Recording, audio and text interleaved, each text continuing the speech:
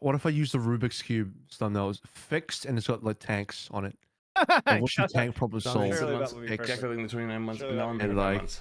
yeah, I'm sure That's Flats an will like actually that good one. thumbnail because it's not mine. I'm not the one that did that thumbnail, so that one's actually good. And then like people will be wondering why I have that thumbnail. I'll be like, I don't know. I haven't even seen this video. I I just have no idea chose what it he's because it's cooking. funny. I don't know.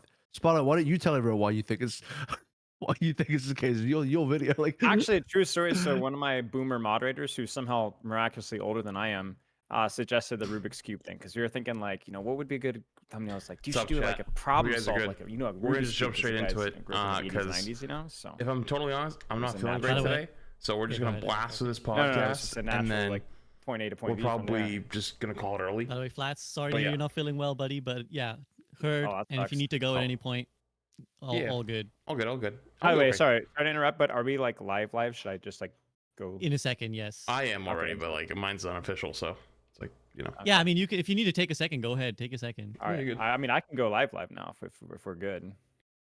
It's up I don't totally know. up I to kind of you. like the Frick one, honestly.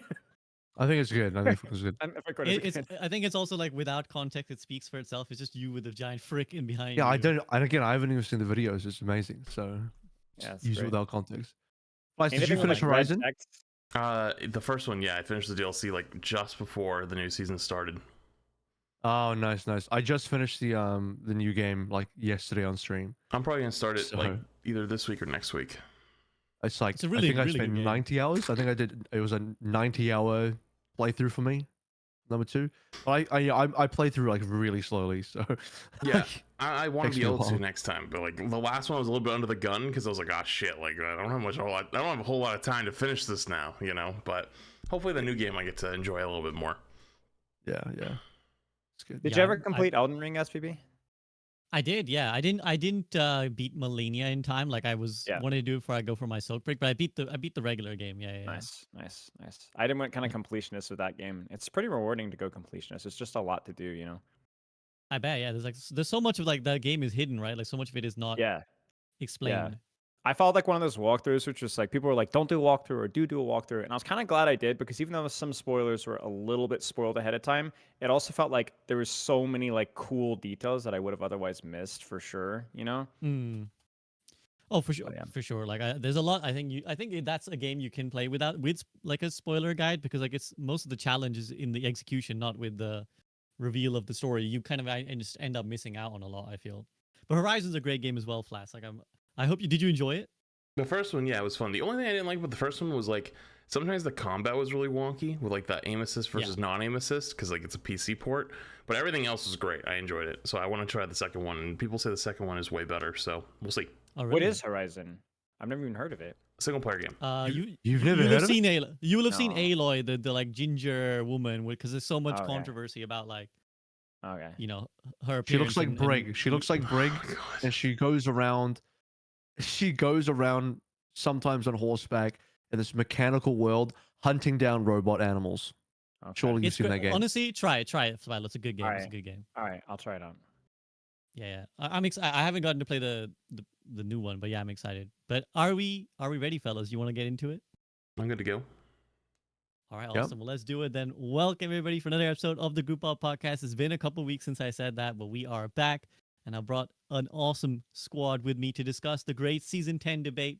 New seasons upon us, new heroes upon us, new problems upon us, and I brought a squad to discuss them all. So, in the bottom right is my man Spilo with the Sigma Thanos behind him. What up, Spilo? Not much. Appreciate you having me. Awesome. Thanks for coming through. These guys getting creative with the background. Since Sam has stopped using the Lijiang Tower now, we've had to get people with more creative background usages. So maybe not Flats yet, but we'll get there. Flats got a stable background. In the bottom left, we have AVRL. AVRL, talk me through your background. Yeah, I cycled through 3 backgrounds in preparation for this, and Spalo said, "Oh, I'm disappointed you're not using a background from one of my videos." It's like, okay, well, we can do this, and so we cycled to this because we thought this would be the funniest. I haven't even seen this video, Spalo. You'll have to explain this to everyone later because I don't know what the context of this is at all. This was just the funniest thumbnail you had on your YouTube. So really, I'm just promoting you today. That's what I'm doing. Appreciate it. It's true. Shout out Spilo. Go check out his content. And in the top left, with me and Flats at the tops with the normal backgrounds. It's my man Flats. Flats, what's up? hanging in there. It's coming off a long week of streams, so you know how it is, but doing all right. Yeah, you've been putting in that shift with the new season, but I'm glad you could join us. I'm glad you could be here. Appreciate you being here. And on that note, guys, let's discuss this new season. We'll start as we always do with the general thoughts. I want to hear how you guys have felt. How long is it now? It's been just over a week, or just about to be a week Yeah. since the new Chat, season. we still had ads on from So how drop, are so I we was turning feeling it down. overall about season 10? Spilo, you first. Uh, I mean, coincidentally, with the thumbnail that AVRL is using, I was kind of a little bit less than impressed. It felt, I think, leading up to this had been a lot of good changes. I think obviously season 9 had a lot of good feedback, and then overall, it felt like not, progress is never linear. There's always ups and downs and trying out new things. But I think this was like the first patch where in a while where it felt like some of the changes that we'd had were just kind of like what I hate to say, typical Blizzard things where they just like tweak random knobs on random heroes that don't really address any of the issues with the character.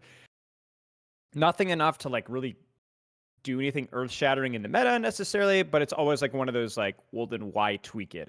I think it's just, I wonder if there's like some sort of psychological reason why they tweak those knobs, if nothing else, just to cause conversation. Because like I look at like the Life Weaver changes or like the EDRA changes and I'm just like, why? Like why that doesn't address the hero, doesn't fix anything. So I think it was one of those patches where it's like, I think Venture was like a big plus. A lot of good things to say about Venture. And there's like, obviously, there's a lot of like, besides the balance changes, there's a lot of cool things that have kind of come up and around. But in terms of the patch notes, it's just like, meh. Pretty meh. Interesting. Okay. I mean, that's a lot of good topics that we'll talk about. There's a patch there mentioned, Venture mentioned, a lot of other things. We're going to talk about wide and narrow matchmaking, which has been a sort of a hot topic recently, especially amongst high elo players. And we'll talk about as well the new game mode Clash that we've gotten a preview of, although I doubt we've played too much of it ourselves. Avril, what are your overall thoughts on the start of season 10? These are my thoughts. Damn, it didn't show as what I wanted, but it's hang on. What if I do this? Here we go. Try These are again. my thoughts, Rewind. guys. These are my thoughts, Mhm. guys. How do we feel about that? The audio listeners won't understand this joke at Can you all, but just mouth the like whole talk time, over? yeah, I don't know. Here's the I'm talking over you as well. Here's the closed caption. Avril plays a video of Spilo behind him. There you go, audio listeners. So I've upgraded from, because you said Lee Jung Town. I was like, hang on a second, that's an animated video. What if I stepped it up by doing something animated as well? So he was like, I have the technology. That's what I've done. No, I think most of my thoughts today will be centered around probably I have a lot of thoughts around game modes because I was probably one of the most vocal people when Push came out about that game mode. I had a lot less about Flashpoint because I think Flashpoint was generally fine, although not particularly exciting.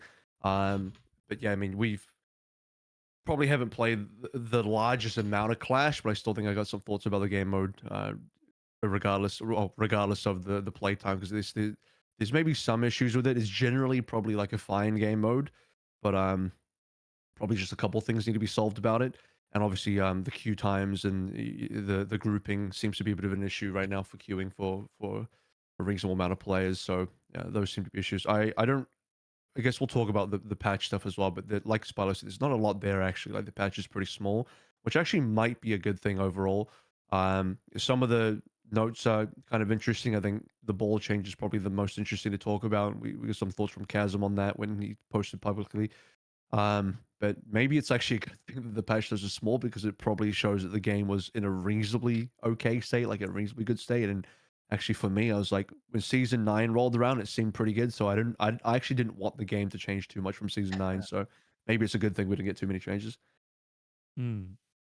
Now, Flats, are you of that sentiment? I know you usually in favor of quick patching. Were you kind of like, yeah, I'm happy with season 9, don't do too much, or are you a bit disappointed with what's happened? Nah, probably my least favorite season in a long time. I feel like a lot of steps forward we've had in the last couple months, but this is probably the first season I felt like was a real step back. Let's not even go into the whole can't even queue a rank game if you're in a duo. Like it's legitimately impossible. And you really understand how strong propaganda is because you get people that are like, well, obviously you're in a wide group, so yeah, you have 2 GM5 players. Like are you fucking stupid? Like hello. But yeah, balance wise disappointing. Orisa just running everybody over. Honestly, and I was doing a little tier list last night and it was like sad because Honestly, a lot of the tanks feel sort of balanced, but like they still feel like absolute shit. So it's like, man, dude, are we fucked? It's like a weird realization season on that part. And yeah, I agree with Spilo and what he's saying. Like, it's Blizzard Classic, small knobs, they turn like randomly, and that plus, it just didn't seem like that very much of a hype of a season. Not really a whole lot. Like, obviously Venture was cool, and getting to playtest early, I think there's probably an argument that makes it a little bit less exciting, because it's like, okay, like everyone's already played them. But at the same time though, even something as simple as like OWCS not having Venture playable, I think is kind of dumb, because like I think a lot of people probably tuned in this weekend was like, oh, are they gonna play Venture? And it's like, no Venture. So I don't know, just like so many little things I think added up, for at least for me. But yes, so far not impressed, and I would say I was a lot more upset probably closer to the beginning of the week than I am now. But like, I wonder how much of that is just like accepting it and just being like, well, it's just gonna be probably a not great season. Oh well.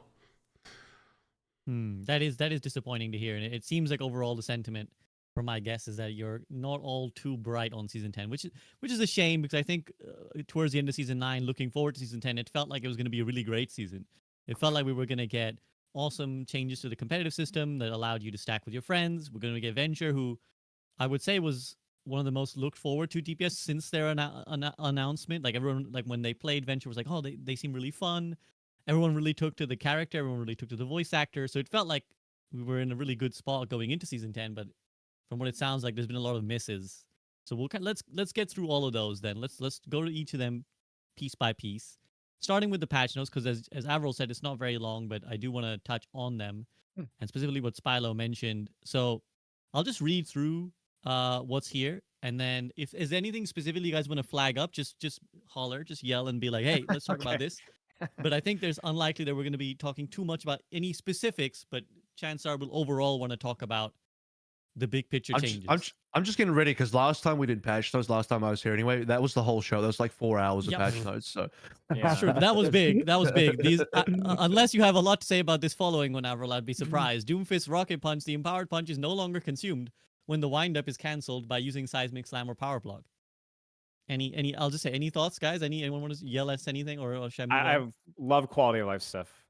Mhm. Love quality of life Yeah, stuff. just throw your thoughts in. I'll pause for a second and throw your random thoughts in. Junker Queen, Carnage being her axe, her impact damage increased from 90 to 105. thumbs up from thumbs me. up. Should have catch. happened. Should have happened on season 9 day 1 launch. This is something that I talked about when the patch notes got leaked, like way before season 9. I was like, hey, I hope they don't forget all these non-damage sources. I don't know if they did it. I don't think they actually forgot. They just chose to not buff them. Just to kind of see how things kind of shook out. Like maybe they were thinking that like now it's gonna be so easy to hit Gracie's, we don't need to bring Carnage up to speed. But like this and like there's a lot of non-aim damage sources that are slowly trickling up, and this is one of the ones. Well, it's funny because like, didn't Rampage go up last patch on was it season 9 or was it the mid-season patch? But Rampage went up, but they're just like, well, wait, we'll just chill on Carnage for now. Like they just, like you said, they're kind of just like slowly increasing the damage of Yeah. different things. Yeah, I guess. Maybe. My conspiracy theory is that it also just allows them to space out what could have been one patch notes over a longer period of time and have like more consistent changes. It's like, like, Yeah, oh, don't do it all too soon, guys. We'll have nothing in season 10. It's like you're doing the house chores. Your mom's got a list of things that you do, and you're like, oh well, I'm gonna kind of fold my laundry for an hour, then I'm gonna scrub the bathroom. Look, mom, I'm still busy. See, look at all the things I'm getting yeah, look, done. I did something. Maybe that's a mean interpretation, but that's the, again, maybe that's what, maybe they just didn't think they needed changes.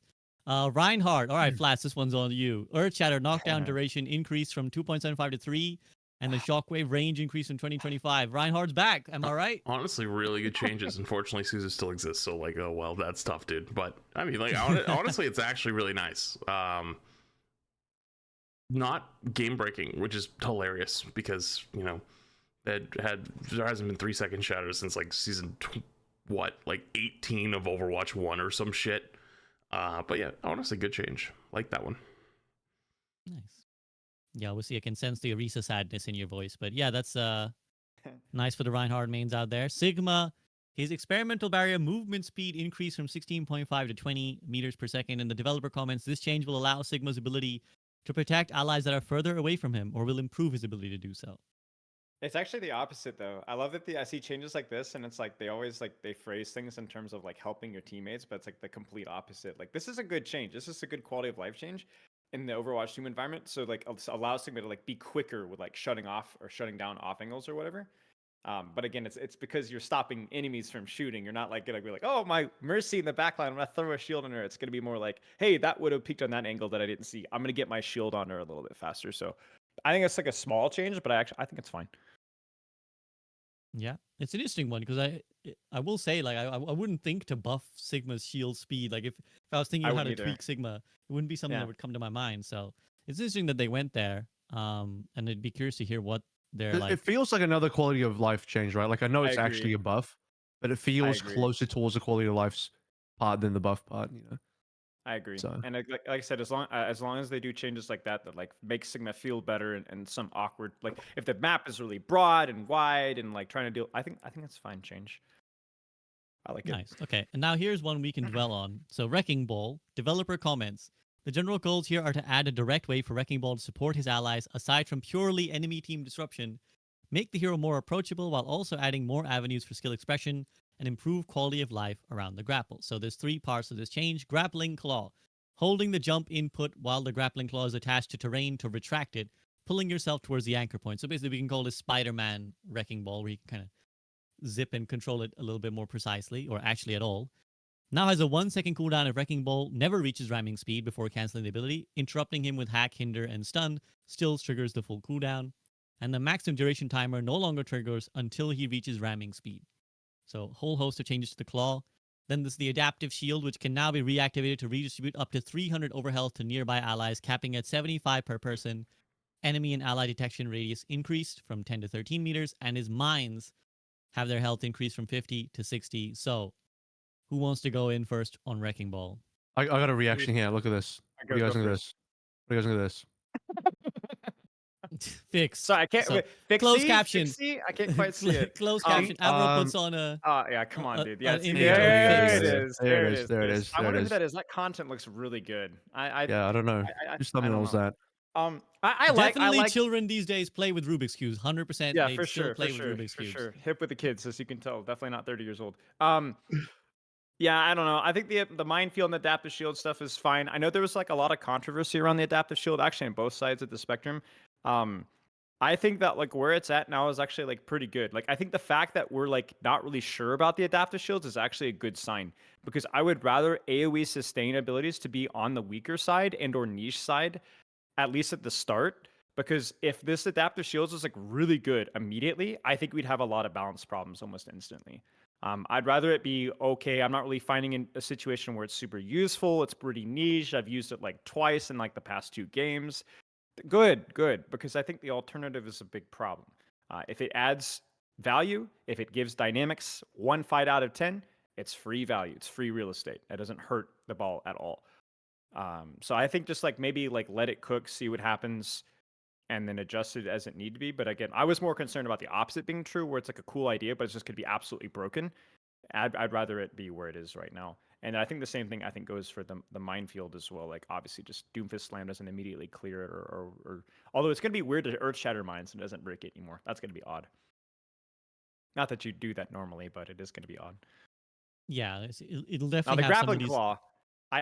Sorry, go ahead. The grappling claw. No, you go. I'm very disappointed with the grappling claw. I got baited so hard. I was like, guys, look, if you get CC'd when you grapple before you fireball, you're gonna get your grappling claw right back again. So they can't chain CC you. And then they specifically go, oh, but if you CC, it goes back to full. I'm like, you're so close. I understand like that would have been such a major buff to ball, but like my problem with ball has always been the guy has like a literal unlimited amount of HP. Unless he gets chain CC'd, then you might as well just be a Mercy. Like he just dies instantly. And this is like one of those changes that like made me very disappointed, because it would be so easy to like actually implement the way that they changed it, but include the CC window and then just say, hey, we reduced 50 of Wrecking Ball's or HP and converted 50 of his armor into HP, or just reduced or something like that to reduce his overall survivability, but give him that counterplay versus CC. This is what tanks needed, and they missed a huge opportunity. They're even aware that that was an opportunity, and they chose to specifically not do it. So that like Wrecking Ball's really strong, like way stronger now, right? Like all these little tweaks. But if you play an unfriendly Wrecking Ball comp, it feels almost exactly the same. So it's like, what's the point? It's like that drives me nuts. Like such a missed opportunity. Maybe the background is a little bit too premature then, AVRL. If this is not the hit for Wrecking Ball that we were hoping for. Oh, this is meant to be a triggering background, is what it meant to be. So Okay. all anyone that joins the podcast an hour later from now, where this context is not explained, is going to find this to be very interesting. So True. I'll let Flats go on this unless he doesn't have much to go, and then I can say something. But I mean, the ball changes. I was worried too about the shields. The first thing I thought of was like Junker Queen originally, with like the shout running in type of deal. Luckily, it's not like that at all. It doesn't seem like that useful, and it's very niche, which is probably better long term. And you know, if it ends up being something that needs some adjustments, sure, like give people time to learn how to use it, because like it could end up still being useful, just more niche. But yeah, you nailed it though. It's the same old. Where yeah, ball is much stronger now, but if they go the unfriendly ball comps, and that happens with almost all tanks at this point that are not named Orisa or whatever the flavor of the month stand there and don't die tank is, you just get smoked, and it's like, dude, that's fucking ass. So yeah, I'm not a ball player. I'm not great at ball. I haven't really played ball since like Overwatch 1. So I don't have like a whole ton of thoughts on like how good it is. I kind of leave that to people that are much better at ball than me. But yeah, I mean, kind of sucks, but I wonder if that's just the new reality, you know? The retract is good though. Heard a lot of good things about the retract. Not just for setting up, but I don't know if you guys have seen the clips of like people will use the grapple and then retract as they're swinging. So it like changes the arc so they can like access different swing spots. It's cool. It's really, really cool. So I think that was a really good. There's a lot of good changes with the ball. It's just I'm just more mad at like, dude, you guys knew that this could be used this way and purposely didn't go that direction. That always annoys me. it's just like, yeah, I don't know if it's a good or bad thing that it didn't change much. Like, thankfully, it didn't make ball giga broken, because I think it'd be, I don't know. I think ball meta in Overwatch 2. I don't know if we've ever actually truly had a ball meta. I don't think we have, but I'm trying to imagine what it would be like in Overwatch 2, and I just don't think it'd be that good. Like, it's still a hero that I feel like is severely left behind in terms of the design, shifting over from 6v6 to 5v5, so Sam can have that one. Yeah, this is one of those. This is one of the heroes that genuinely, like, Ball seems like a hero that just like hasn't been ported over very well, as a solo tank. So it seems problematic, and it seems like also maybe the devs are still lagging behind a bit in terms of figuring out what to do about this hero to truly make it impactful. You can start to see that. Okay, the claw side, the minefield health side, those are all great changes. Like those don't seem scary. Those seem like good changes for the ball. And this does seem like this entire patch generating, as we discussed, seems more like a majority quality of the life change for a decent number of these heroes. And the claw change, although it is, I guess, above, seems again more geared towards the quality of life side. It's the shield that's like the main talking point, right? Because the shield is now it's trying to be more of a team based ability, but then you have the fact that the way the hero plays is kind of, you know, it's the opposite of what the ability wants to do, because you're trying to use it as an escape tool. You kind of want to use the shield selfishly to live. Like, you got to slam into the other enemy team. You're thick into it. You need a shield to live. And what opportunity are you really giving it to your teammates? Like, it seems actually pretty rare. And beyond that, your whole team kind of needs to be playing dive, and even then, you're like, what you're giving your tracer, maybe your Genji some shields. It's like very different to something like a Junker Queen shout, or even the Malga cardiac overdrive. You're playing more of a brawl comp, and you're more inclined to group up as a team. In a ball comp, that's just not really happening. I would actually prefer a change where, and I've said this publicly before in terms of what I like to see in ball, but he needs something else like um like a speed lane behind him as he goes into fireball, right? Something where it incentivizes the team to play with the ball in the way that the ball wants to play. Because I think one of the main issues with ball is that you do have to pick around this hero, and ball does kind of dictate the way your team ends up playing the game as the solo tank on the team. So you have to kind of, unless you want to change that entirely and change the identity of ball entirely, you need to sort of incentivize your teammates to either pick around or play around the play style of the ball, which is to say, like, okay, this is how we play with the ball. Ball's going to go in. Maybe as he, unless he's flanking, but if he's going to go in from the front or something like that, he can create like a. I don't know if you guys have played League of Legends, SB. I know you have recently. Like a Kled speed lane behind you doesn't have to be fast. It could even just be like very small, like 10%, maybe less. The fact that it exists at all means the average player is like, oh look, this is like a buff. This is something I can use. They're incentivized to follow the ball in and maybe play with the ball, do something like that. Because right now, I think part of the issue with ball is I think the majority of the player base don't know how to play with this hero on their team because unless it's a very slow tank that you can move with, move behind Ryan Shield, move behind bigger Rissa Gold, doesn't die hero, Sigma, all these other heroes are like easy to play with because they're just frontline. But Ball, super different hero, and the general player base has no idea how to play with this on their team. The psychology of tank is visible uptime, right? And that's something that Ball struggles with a lot because the only compositions where you can have consistent visible uptime are compositions without CC. Otherwise, you have to play really heavily into downtime, baiting attention, waiting for resources, soft engages, and that can be really difficult to play with, especially in lower rings.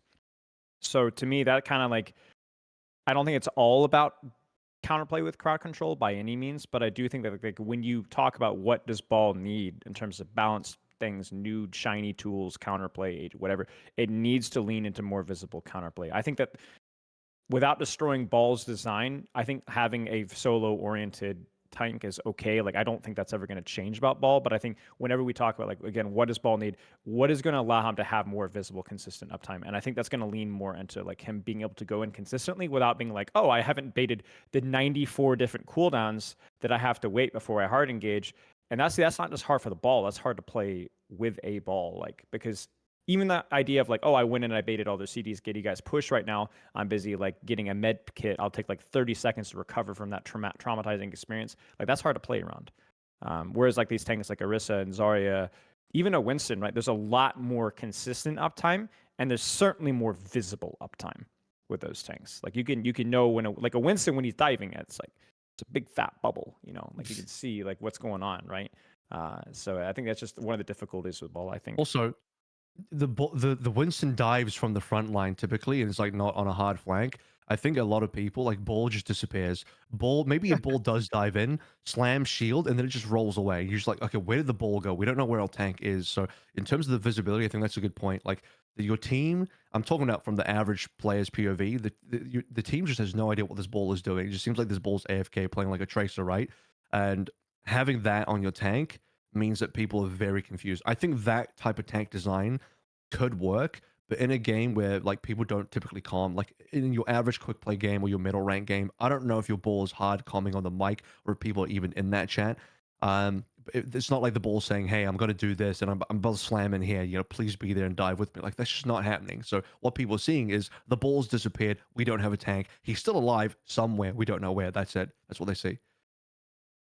I think there is a problem that's universal in games is that anytime there's a character who plays any sort of off strategy will always face this treatment. Like I think even from my experiences playing like Valorant or Dota and League, if you ever try to do something that isn't let's 5-man run it down main, people get upset, right? Like if you're just like if you take like the MOBA example, if you're kind of like I'm gonna split push a different lane, right? Or even in a Valorant example, you're like, I'm gonna go the other point just to draw. I know we're attacking A, guys. I know we want to plant on A, but I'm gonna go B so that they have to put some threat on B and they think that it could be B.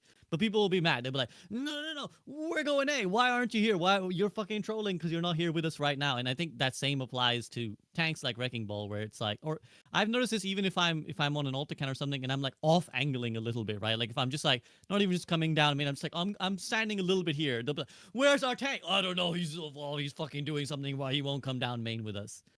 So that is like I don't know if that's a solvable problem. Like I think that's just a problem, and to some extent, we can't help that people who are not the best at the game will not understand every strategy that's a viable strategy. But I do think this is a problem the Blizzard have struggled with about this whole making a tank useful for their team, because we saw this with Roadhog too. We saw them say, "Oh, we want Roadhog to do something for his team," and the end result was like a pig pen that like slowed people. Like we ended up in a net nothing on that one. So I don't know if they will solve this problem, but I'm curious, Flats, if you kind of feel like there's anything.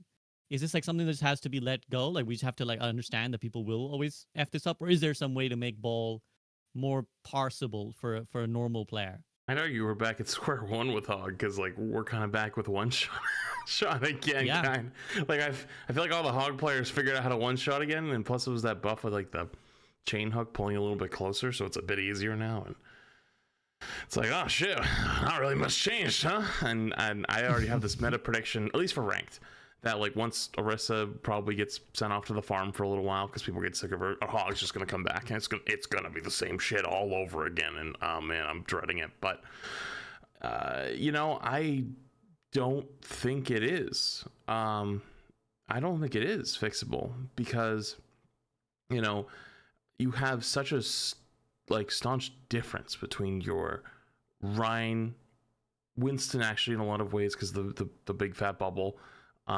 Queen kind of, hell, Mauga kind of, Zarya, Orisa, like these like stand there tanks that you like everyone's looking at, because like, and we learned this with the start of Overwatch 2, where support players like were still like hard coded to just sit there and stand there and shoot the tank in the ass the entire game. But if your tank's not there, you can't shoot them in the ass. So you feel like you're not playing the game either. So you're like, oh, I can't play the game because my tank's not here, so it's their fault.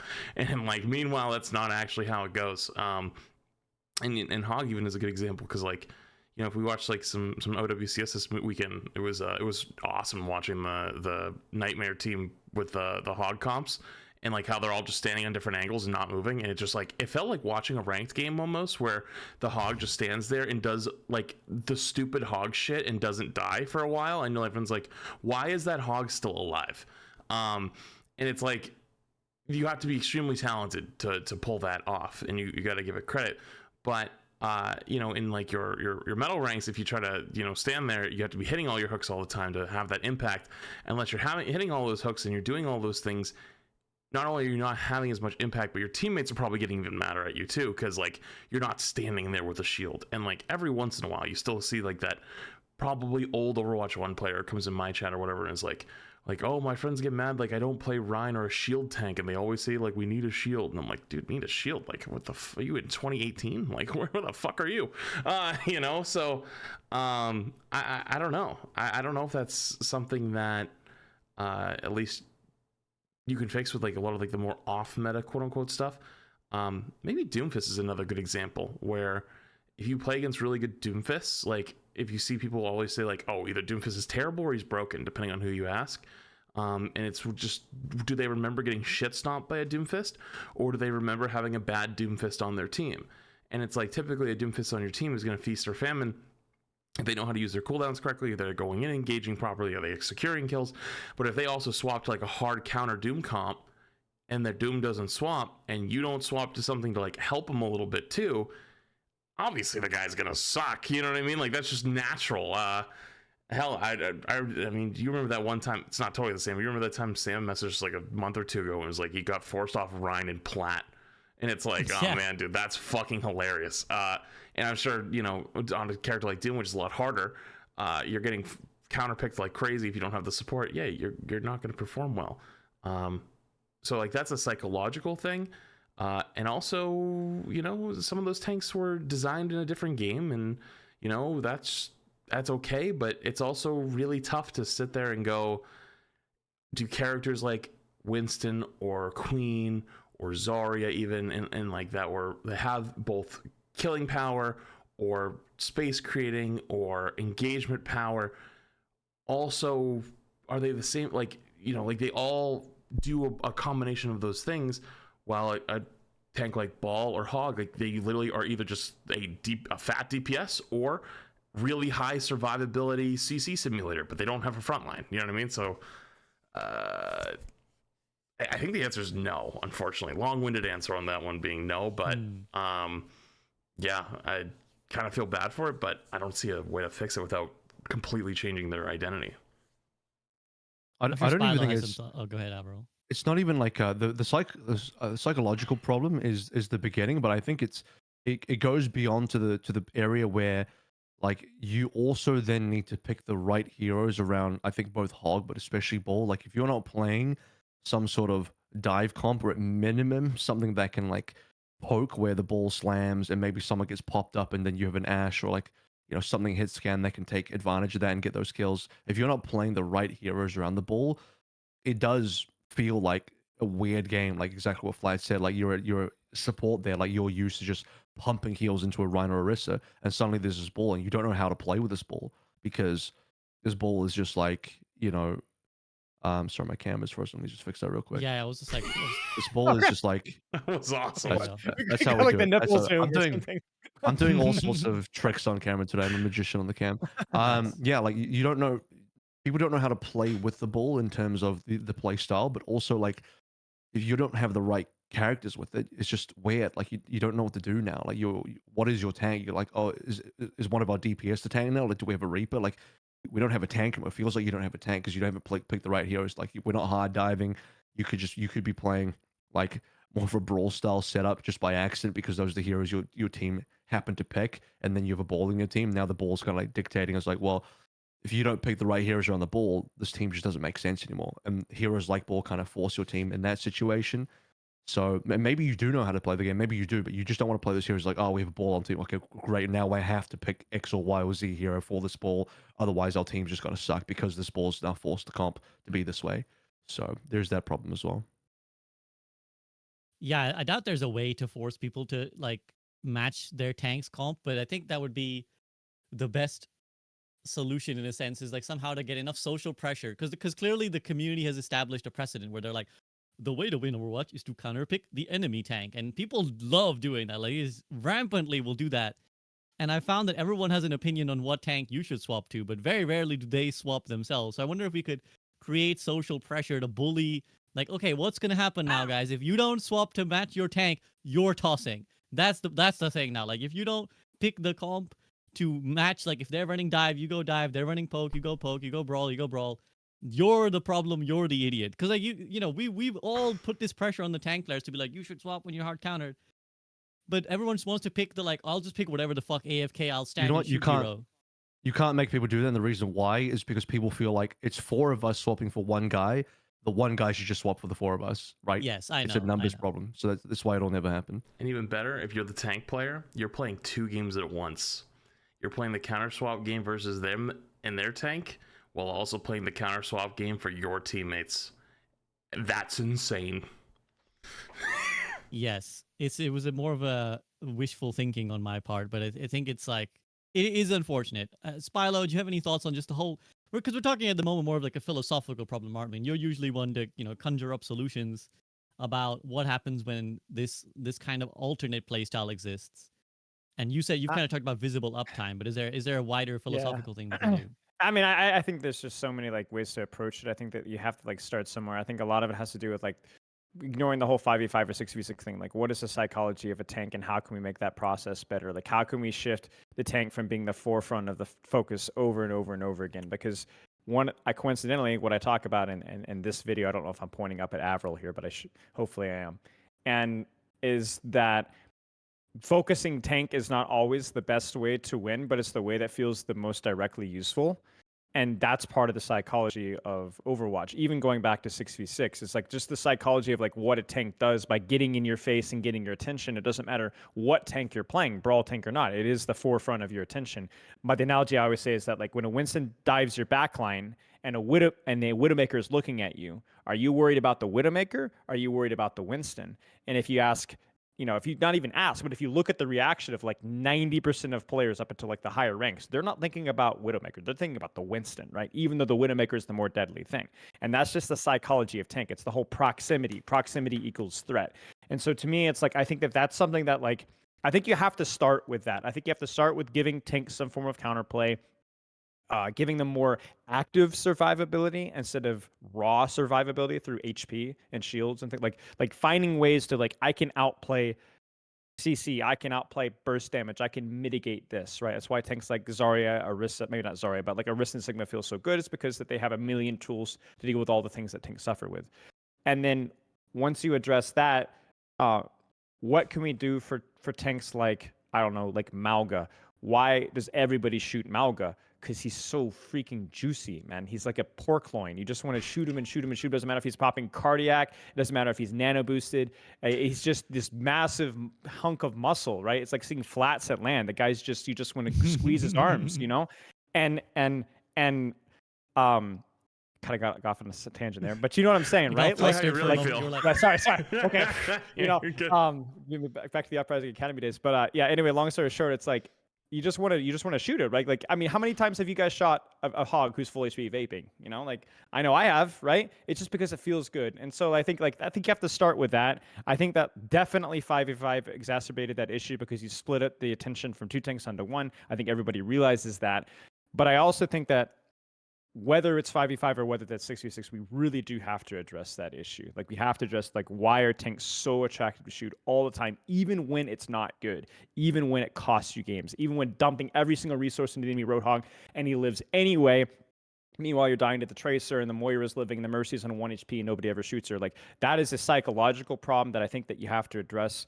And we've come up with solutions again in this video. We talk about like hitbox sizes. We talked about sound effects. I think I talked about that in a tweet. I responded with flats. Yeah, I think we talk about like we even just like the direct counterplay. Like it makes it less attractive. For example, it's less attractive to shoot a wrecking ball than it is a lot of the other dive tanks when he's moving because he's a little bit harder to shoot. Whereas a Roadhog is a lot easier to shoot. So even just like the mobility and how the hitboxes work and things like that, or being able to like a Zarya bubble is not as attractive to shoot as a Roadhog. Why? It doesn't sound as good. And it means I'm helping the Zarya. So there's like a lot of little things like that. I think a lot of people come in and they just want to be like, oh, we just need to buff the tank passive, or oh, we just need to nerf Orisa and like buff Ryan and we need to like, you know, we just need to go back to 6v6. Like it's just like this. Everyone's got their own magical pill to look at, but I think the problems with tank have been with us for what, 6 years, right? Like it's always been a problem. And I think people say like, oh, do you just want like tanks just to be fat DPS? Yes, but also no. You know what I'm saying? Like, what to me, the difference between tank and DPS is that a tank is leans into the psychology of like getting in your face and does so for longer. That's my definition of a tank. A tank is a DPS that keeps your attention for longer and does so up close. A tank does not protect your team. The word tank doesn't even mean that. Like, what does a tank in a real world do, right? It doesn't. You don't hide behind a tank. It's big, it's bulky, it's threatening. And I think that that's how do we balance that with game People balance? hide inside the tank in real life. right, exactly. But like the whole purpose of like tank should be something that like we want to lean into the psychology of tanking a little bit because that's what makes tank players tanks. That's what makes them unique. But also I think people have this idea that tank should just be this like big slab of meat shield or this protector, and that's not true at all. I think okay. So here's one more thing. I've been going on for a little bit. One more thing. The whole point of making tank lean less into the psychological attractiveness value, right? Like think about like a Sigma, right? Compare Sigma to Roadhog. When you make tanks like Sigma, a little bit slimmer, a little bit less HP, a little bit more reactive, proactive, counterplay, things like that. What you do is you actually make the tank less effective as a distraction standpoint. You actually make them less effective at baiting attention. But by doing that, you allow the tank to actually do more things. So what's funny is that like tank is actually a really, really impactful role right now. Like arguably the most impactful role. It doesn't feel like it, and also the impact is not very fun. So what you'd be doing is you would be actually nerfing the actual effective output of tank, but buffing the feel of impact, if that makes sense. That's the way I want to look at it. Because right now, if you go Winston and you're making 5 people on the enemy team counter swap and they're all focusing you down, you hate your life, but your team may win the fight. But that doesn't mean I'm having fun. And so, like, I think that's my word vomit on that topic. I got a solution, guys. Let's just say on a previous episode of Group Up. Are you breaking the I glass again, Avril? Are you breaking the glass yeah, again? there was a certain like construction tool I talked about. Something where you just destroy everything. I just something about killing all tanks and just I like just having don't no think it's tanks gonna in the game. happen I don't though. know. I I think that know would be the it's not more gonna. balanced approach. I think that'd be the You're more right. balanced It's approach. not gonna happen, but I wish it would. But it's not gonna I happen. You're correct. I think it'd be the more Blizz balanced Do you won't do approach. it. They do you won't do I it. wanna agree. Avril, for anyone who maybe didn't listen to the previous version where you talked about it, do you want to quickly summarize what you're referring to? Sure, I can summarize it, but I will say I don't. People probably won't do this. You should though. I will implore people to go back to that episode. I can't remember which one it was. Did we? It's I'm just the sure you've last done time episodes Avril since was then. on. It's just the last time that Avril was Whatever the on. last time I was on was, where essentially this point is long and it does need to be like fully fleshed out. Otherwise, I sound like a crazy person. But my point was that tanks are the biggest outliers in the game by far, which is the coldest take out there. I think everyone agrees with that. And the way that I see tanks being, if you actually want this role to be properly balanced, you have to homogenize this role to the point where it's really just you really just don't have the role anymore. Tank just doesn't really exist in the way it does anymore. You entirely reduce it down to slightly more HP than DPSs. Hitboxes aren't that big anymore. They really are just bigger DPSs. Like not even like Hog. I'm not even talking like Zarya. I'm talking like even more homogenized down to DPS than that. And really what I'm trying to get, it sounds crazy when I say it like this again. You need to watch the previous episode to hear the full explanation and not this like tiny excerpt, because I sound like an insane person for saying this. You're like, why would I suggest this? This sounds horrible. There's a much longer, nuanced explanation that I'm not going to get in under 30 seconds in this current discussion. So you do have to go back. But yeah, the problem comes in that like, tank is just way too much of an outlier, and you have to bring it within line of how the other heroes in the game exist if you actually want this role to be balanced. Otherwise, this role will always be, in my opinion, an issue where it does feel unbalanced. You feel like you're either absolute server admin, giga buff, 1,000 HP, unbelievable damage, just walking around and like punching everyone, and everyone just insta dies, or you just get bullied and you're having the worst time. You can't do anything. It feels like the worst role in the game. You have all the impact but none of the impact. You get all the blame. It doesn't feel good. Like I don't know if there's a good equilibrium, but I do know that if tank didn't exist, we wouldn't have this problem. It does sound crazy, so please go back and watch the previous video. I have to interject super fast, super like the whole concept of a tank in a first-person shooter game is just outrageous. Like, how do you do Correct. that when people can choose who to shoot? Well, the way you have to do it is you have to have something that looks like, again, you have to use psychology. Like, you have to make people want to shoot you. You have to make people, hey, look at me, I'm gonna get you, right? And then people look at you, and then your DPS and supports can do what they want to do. But then the problem with that is then the tank goes, wait, they're looking at me. Ow. So like it's like there's just like no real way to like completely solve that. I think like that the whole purpose of the tank is to provide windows of timing where people are looking at you. But like I think right now we're kind of with the whole solo tank thing, we're too far on the opposite extreme where like the tank is all anybody is ever looking at. There's not two tanks. It's just one big tank and everybody's looking at it. And I think that that's when it starts to go from like, I think that's the word, like we have to have the slider here, right? There's never ever going to be a solution to this problem. Tank will always be a weird outlier.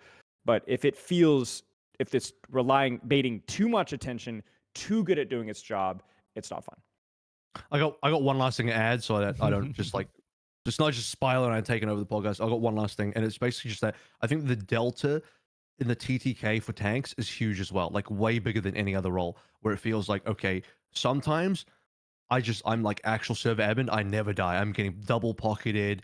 I'm shields up, or I'm like Arista Gold. I never die. Like I'm actually invincible. And other times it's like, dude, I'm getting hard melted. All five on the enemy team are looking at me, all shooting me at the same time. Maybe my supports, they're focused on other things because I got a DPS 2 doing some stuff, and I'm not actually getting double pocketed. Maybe the other team's just extremely good, or maybe I'm up against a Smurf. Whatever the case is, if the other team is hitting shots, maybe you're making a mistake and your supports aren't great, you're getting melted. So there's a giant delta between I ain't dying like ever to I'm getting rolled every fight. I have 500, 600, 800 HP, whatever it is, and it feels like I have 100 HP and I have no HP at all. I feel like paper.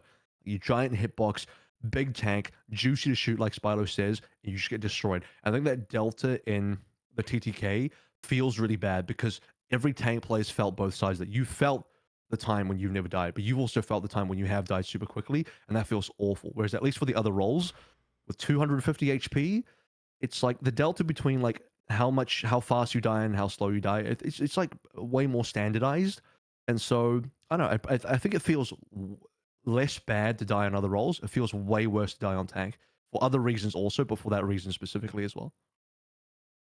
Yeah, I think beautiful points made by both Spilo and Avril. So I don't mind you taking over the podcast for a little bit. I will take it over to Flats though. Flats, do you have any sort of thoughts on any of those? A lot of big picture stuff brought up there, but anything that stuck out to you? I had a few things, but honestly, I kind of got lost because it just went so long. My bad. No, you're fine. I wanted to kind of hear you out because I think you're actually right in a lot of ways, and especially on that last point of impact versus feeling impact, right? Because we have this running joke, me and Emong, where sometimes in ranked when you play tank, we play prop hunt, which is like, you just hide in a corner and don't move and pretend they didn't see you. Because like that's one of those games where everyone's shooting at you and you're like, okay, I'm dying too much, so I'm just gonna walk into the fight, walk in, like put spinning spear or shout in, and then like hit one ability and then run to a corner and don't fucking move. Don't go anywhere. Like just wait till your cooldowns come back. Don't try to make a play. Don't do anything stupid. Don't try to have an impact. Wait. But then, as the fight goes on and you like nobody found you, you're like, oh, is it safe? And you can pop back out and you have your cooldowns back. Then like you kill everybody and you're like, oh my god, I'm a god. But it's so like both ends, it swings back and forth so fast and so widely. The other two roles are not even close. And it's like, I think it has to be said, it's insanity. Like you have to be somewhat insane to queue up tank every day. Like you have to actually have an issue or two that like you like the pain or something, because otherwise, like if you're a casual gamer who plays this game, why the fuck would you want to play that role? And we had Seagull come back this week, and because the wide group thing was fucked, we ended up finding a nice sweet spot narrow group, and he had to play tank for us. He played 3 games of tank. And I'm not joking. On game 3, he would like you could hear it in his voice how upset he was. Like he was legitimately upset. And he was like, "Guys, I can't do this. Like, I'm gonna get off. Like, I'm literally gonna like stop stream. I'm not playing anymore. Like, I'll play support. I'll play anything else. Like, please." And we're like, okay. Like, it's not like Seagull doesn't play tank. He played D.Va in like Overwatch League, right? Like, he knows what he's doing. It's just he was so mentally like falling apart, like he just couldn't do it anymore. And it's like there's a real thing behind that, and it's like, yeah, you have those games of tank or you play against a tank, right? And I think that's what people resonate with. I think most people remember playing against that tank that runs over their entire team, right? And they're like, holy shit, like, Orissa's so good, or that Winston's so good, like this season, like I got destroyed by this Winston player. And it's like, yeah, and that was probably the first game that guys had of like that in like 4 games. Like it doesn't happen every game like that, because if you have a game where it's like very even, like both tank players are good or bad and they just stand there and like you can't do anything, you just like butt heads for hours, it feels like shit. It feels terrible. And like, with the new DPS passive, sometimes like you feel like you're not getting healed back up, because like supports are off making plays and whatnot, so it takes longer for you to heal up in a mid fight. So it's actually a lot better to like play slow and play around corners and then like wait for those like burst opportunities. But then you also do have those super high impact moments, and I kind of agree with you that like it really is the most impactful role again. And that's why like I also feel that the tank is pretty balanced, but it still feels terrible. Like that's not good. Like that's really bad, right? Like that's not a good sign. So I don't know. Yeah, I think there's a lot of psychological stuff, and I think even we can go back to Overwatch 1. Like remember when, end of game meta, there was that Sigma Hog meta, where like Sigma would always off angle with somebody, and like your Hog was like your main tank, and it would stand there, and everybody shoot the Hog. But your Sigma would like just be free half the time, and there's probably a lot to be said with like easier to hit versus not easier to hit, and people don't shoot them as often. But at the same time though,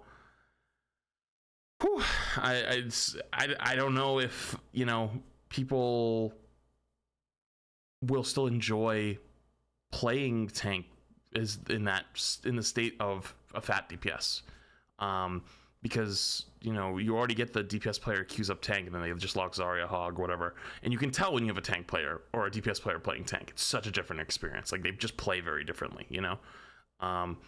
And so I hear you guys too on the whole. It's insane to have a tank in an FPS, but like to say like tanks shouldn't exist, like you would just kill Overwatch. Like it wouldn't be what it is, right? Like it would be a completely different game at that point.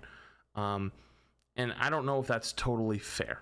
I'm not saying I'm providing a better solution, and that might be a bit of a cop out.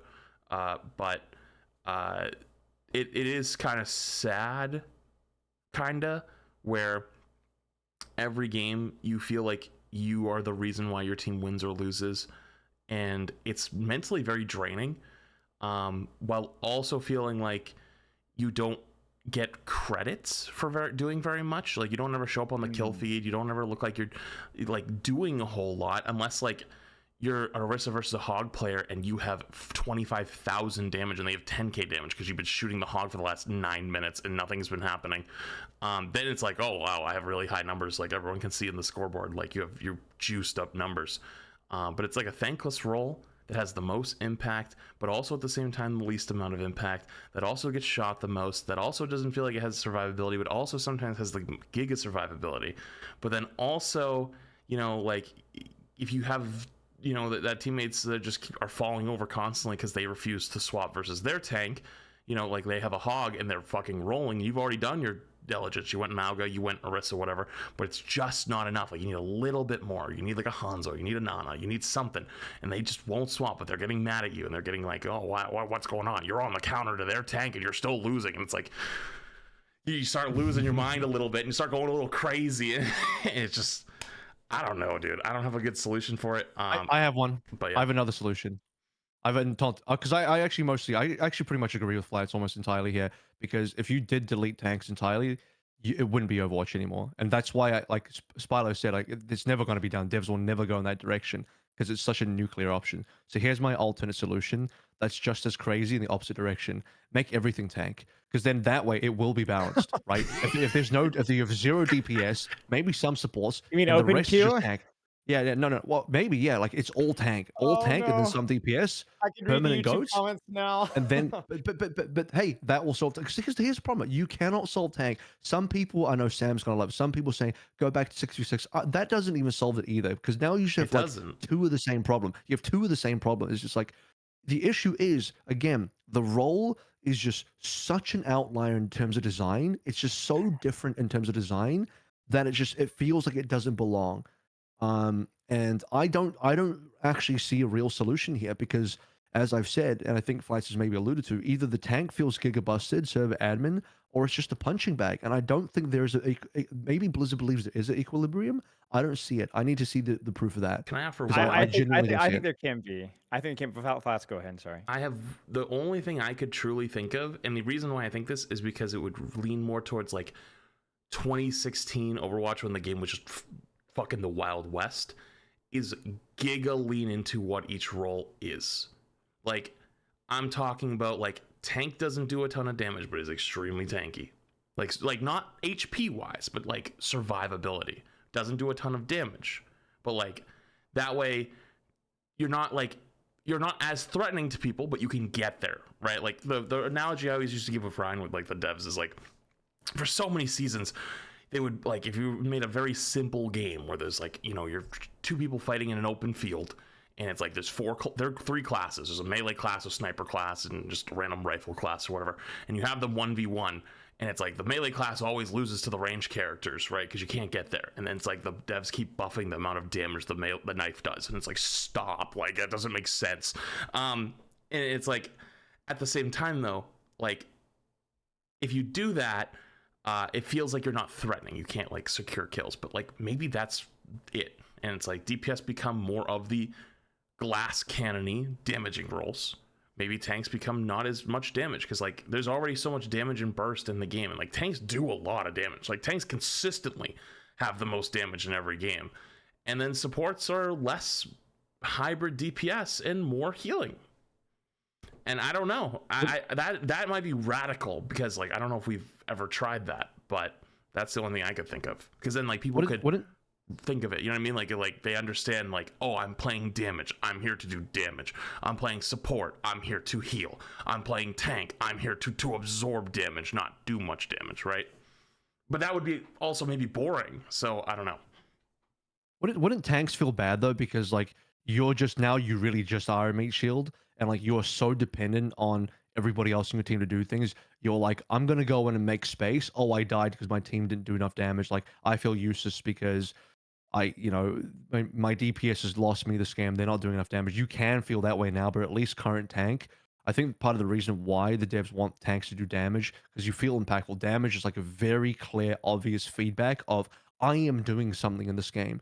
Whereas just purely tanking and taking space, a high level lobby and high level play with an actual team with comms, that is actual real work. You can do very little damage, but if you're actually taking space, you're actually like doing things to make the gameplay of the other team difficult, and your team can take advantage of that. You are winning, but that feels less satisfying, and probably not at all obvious for the average player because you just don't feel like you're having any impact if you don't do damage on tank, right? So It's still useful. It's just it's not as obvious. That's the problem. Like you don't get that immediate reinforcement, so the lower rank players will never figure it out. I think like flat suggestion, like I think on paper would technically be balanced. Like you could definitely work with that, and it would solve a lot of our issues. I just don't think that that's something that. But it's part of the reason, like the whole. We'd have to probably dig into like the whole free to play model and like why they did 5v5 in the first place, and it's probably why they won't do that because like they want to give that autonomy to like, oh, you can still carry on this role, or you can still pop off, or you still can secure kills. I think the thing that Flats brought up earlier, which I was talking about last week, somebody sent a video and I made me realize it's like tanking is the patient role. Tanking is the patient role. Like Flats was saying, there's situations where you just have to sit and you just have to wait.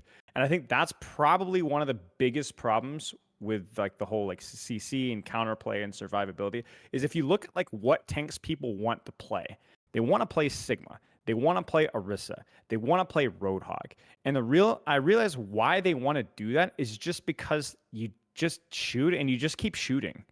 And you just keep shooting and you keep shooting and you keep shooting. And you may not be doing like the most impactful things, right? But those characters just don't have near as much downtime as so many of the other characters. Which if you look at like an LH Cloudy playing Reinhardt, right?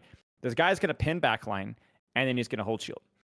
He's going to hold shield. He's going to hold shield. He's going to hold shield. He's going to hold shield. And then he's going to do something else. Winston's another great example. Like you literally cannot do anything without bubble in Overwatch 2. Like you literally, like you can't even alt fires, man. I was watching Hanbin on Winston in OWCS like a couple weeks ago, and I wanted to gouge my eyes out. The guy was using alt fire so much and losing like 300 HP every 2 seconds, right? Go back to Zarya DV, I beg. But like long story short is like you have so many of these things that like they have like such heavy uptime or such heavy downtime that it's not appealing to play that character unless like you're like what Flat said, you're a tank player. If you're a tank player, you understand the downtime, you understand the self-sacrifice, you understand the patience, you understand the whole prop hunt approach to tank. If you're not a tank player, then you don't want to play prop hunt. You're there to just sit there and do damage and just press cooldowns and absorb damage and just shoot and shoot and shoot and not really doing anything impactful. And I think one of the problems that we have with Overwatch 2 is that we want to make tank feel good for the tank players, but we also want to make tank feel good for the non-tank players. And so while we look at Orisa and Roadhog, and I would not say that they're the pinnacle of tank design, I think there's lessons that we can learn about why people play them, right? And it's not just because they're easy to play, because you can have a bad Orisa and they'll still play Orisa. It's because it's the uptime, and it's the dopamine reward, right? And I think so many other tanks lack that because they just get blown up instantly, right? So I don't want invulnerability cooldowns. I don't want fortify. But like this whole going back to an actionable specific thing, this whole wrecking ball change. That's why that ticks me off so much, because you could actually have a wrecking ball player that can actually play in a crowd control more, because if I get canceled, I can still do what I want to do. I can have higher and more uptime. That's why we need those changes. That's why that stuff needs to happen. Because if you don't have that happening, then people don't want to play wrecking ball, because the second go to the wrecking ball, I cannot do anything, right?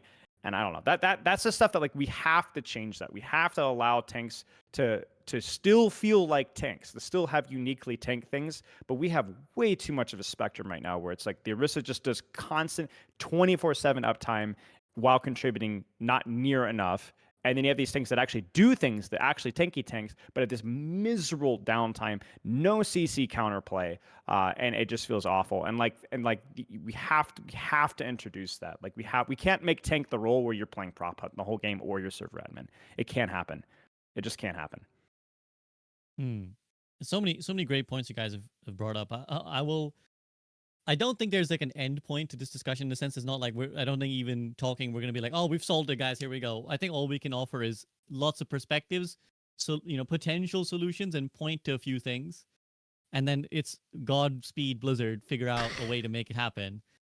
To that end, I want to point out a few more things, and then we'll round out this topic with any more thoughts you guys have. One is we did try the tanks being very tanky in Overwatch 1 with a creator patch with Lemon Kiwi, with what she did when she got the reins of tank, and she made tank very untanky. Or very tanky but un-DPS-y, sorry, I should say. And the feedback was people didn't like it because they were like, oh, I can't kill anything. So there's a couple problems. First problem is they didn't actually give her the reins of every role. They only gave her the roles of one role. And so I think the experimental creator patch thing is a great idea. I've talked about this before. I think it's a great idea to allow Blizzard to experiment with different things while also passing the buck off to someone else. Because if you give like a creator or a group of creators the chance to do something radical like that, they can be like, I think Overwatch would be really good if you had very like tanky tanks that didn't kill stuff. And then if it's shit, you just go, wasn't me. It was just turn into Shaggy. You're like, you saw me on the counter? It wasn't me. So I think that's like, it's helpful, but that's where we failed. So the problem for a lot of these solutions is we've seen half measures of attempts at them, right? And I think that's what, I'm not going to go too much into the 6v6, 5v5 thing, but a lot of the 6v6 defenders say, we actually never got a proper shot at 6v6. I'd argue we've never really even gotten a proper shot at 5v5. We haven't actually changed enough of the game, I think, to even get a proper shot at 5v5, because as we keep talking about, there's so many of these left behind tanks that we make like these half changes to, like Wrecking Ball, like Roadhog, that have never really been designed for this game mode. So we have like, and so to the Lemon Kiwi example, we got a chance to see, well, what if tank was more tanky but didn't kill things? And people were like, we hate it, blah, blah, blah, blah. But it was a half measure. But it's perhaps something to go off. And then the other wider POV that I want to bring into is that this is a universal problem again, that like no game has really been successfully able to convince people to play the tank role prolifically. Like almost never across any multiplayer game do people on par choose to play the role that absorbs a bunch of damage for their teammates. It's almost always a struggle. So to some core extent, what we're dealing with is just a universal problem that if tanks are to be in any what like the name implies, tanks, there will be less people who will play them.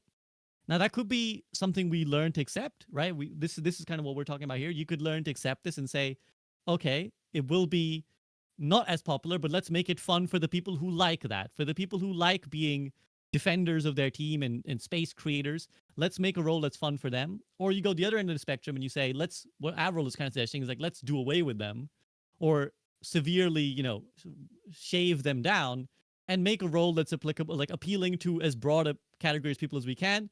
But in that process, like there will always be a victim somewhere. And I think that's also how I would like to frame any discussions on like the tanking problem, is that there will always be a tanking problem. It's just choose your flavor. Choose your flavor of the tanking problem. Is it that tanks are too tanky, they mitigate too much, or just by the fact that they are tanky, they don't appeal to many people, or we end up somewhere around this where it's like maybe they're a bit too broad. They don't satisfy everyone's itch, but they're also the target focus, and they are unrewarding, and they're like unfulfilling as heroes to play. So I feel like there are things we can do to make any of these problems better. So I don't want to say that like this is not me saying there's no solution, there's nothing we should bother doing. There's definitely a lot of things, and you guys have eloquated a lot of really great things. But there will always be a tank for like whenever we do a podcast, no matter what Overwatch does, whether they go 6v6, 5v5, open queue, roll queue, 10v10, they add items, they do away with tanks, whatever they do, we'll be sat here being like, there's a tank problem, as long as tanks are somewhat of a different role to the other roles. But my other last thought would throw the hat in the ring, and this is the SVB bingo card. We still haven't addressed how easy it is to counter swap.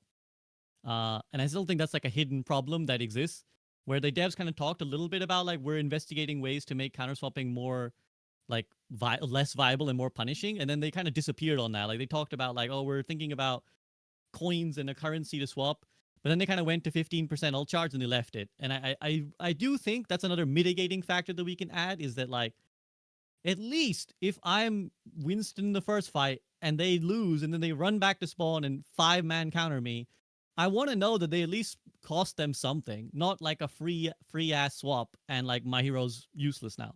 I'd like to know that like the whole they're all focusing me is costing them something more tangible than the intangible. Well, my team should have a theoretical advantage now because I've created lots of space and made an opportunity for them to pick. I want them to know they fucking lost something. I don't care if it's a fictional. But they don't currency or know whatever. that though. They're stupid. They don't know that. It's the same thing where they have the reduced ult charge when you shoot tanks. Nobody gives a frick, dude. They shoot the Yeah. tank just as much. Like when you have like things like that are like small minutia. Like if it doesn't actively like if you don't notice how it feels, I don't think people really care. If that makes sense. Like I think like the people that the brainlets that are going to be swapping you in spawn, unless they already have the ultimate, like, oh, I lost 10% more ult charge this patch. Gosh darn it, swaps Malga anyway, right? Like I think like while I think like you actually have to be like more aggressively with how you like do like the whole hero design or how they feel, or like make Roadhog not blow up Winston or whatever, because like I think the ult charge swap was like a strategic negative thing. But like the large, you could make 30, you could literally make the go to 0% ult charge. Like you kept 0% ult charge. I think you'd still have a tank counter swap problem. Oh, I think for it would sure. be almost Well, I want to go. like, I want to go beyond the 0. I mean, this is. do you want to like again, beat them haven't over the head with a hammer? Somebody knocks the Yes, door, just fuck, fucking, I- I want- knocks them out. I want someone to punch him so that they know how it feels. But like, no, I mean, I'll sit in the lobby. I'm ready. again, I can't say I've investigated this idea very thoroughly, but I'm channeling my inner AVRL. Throw this fucking shit out. Make it hurt.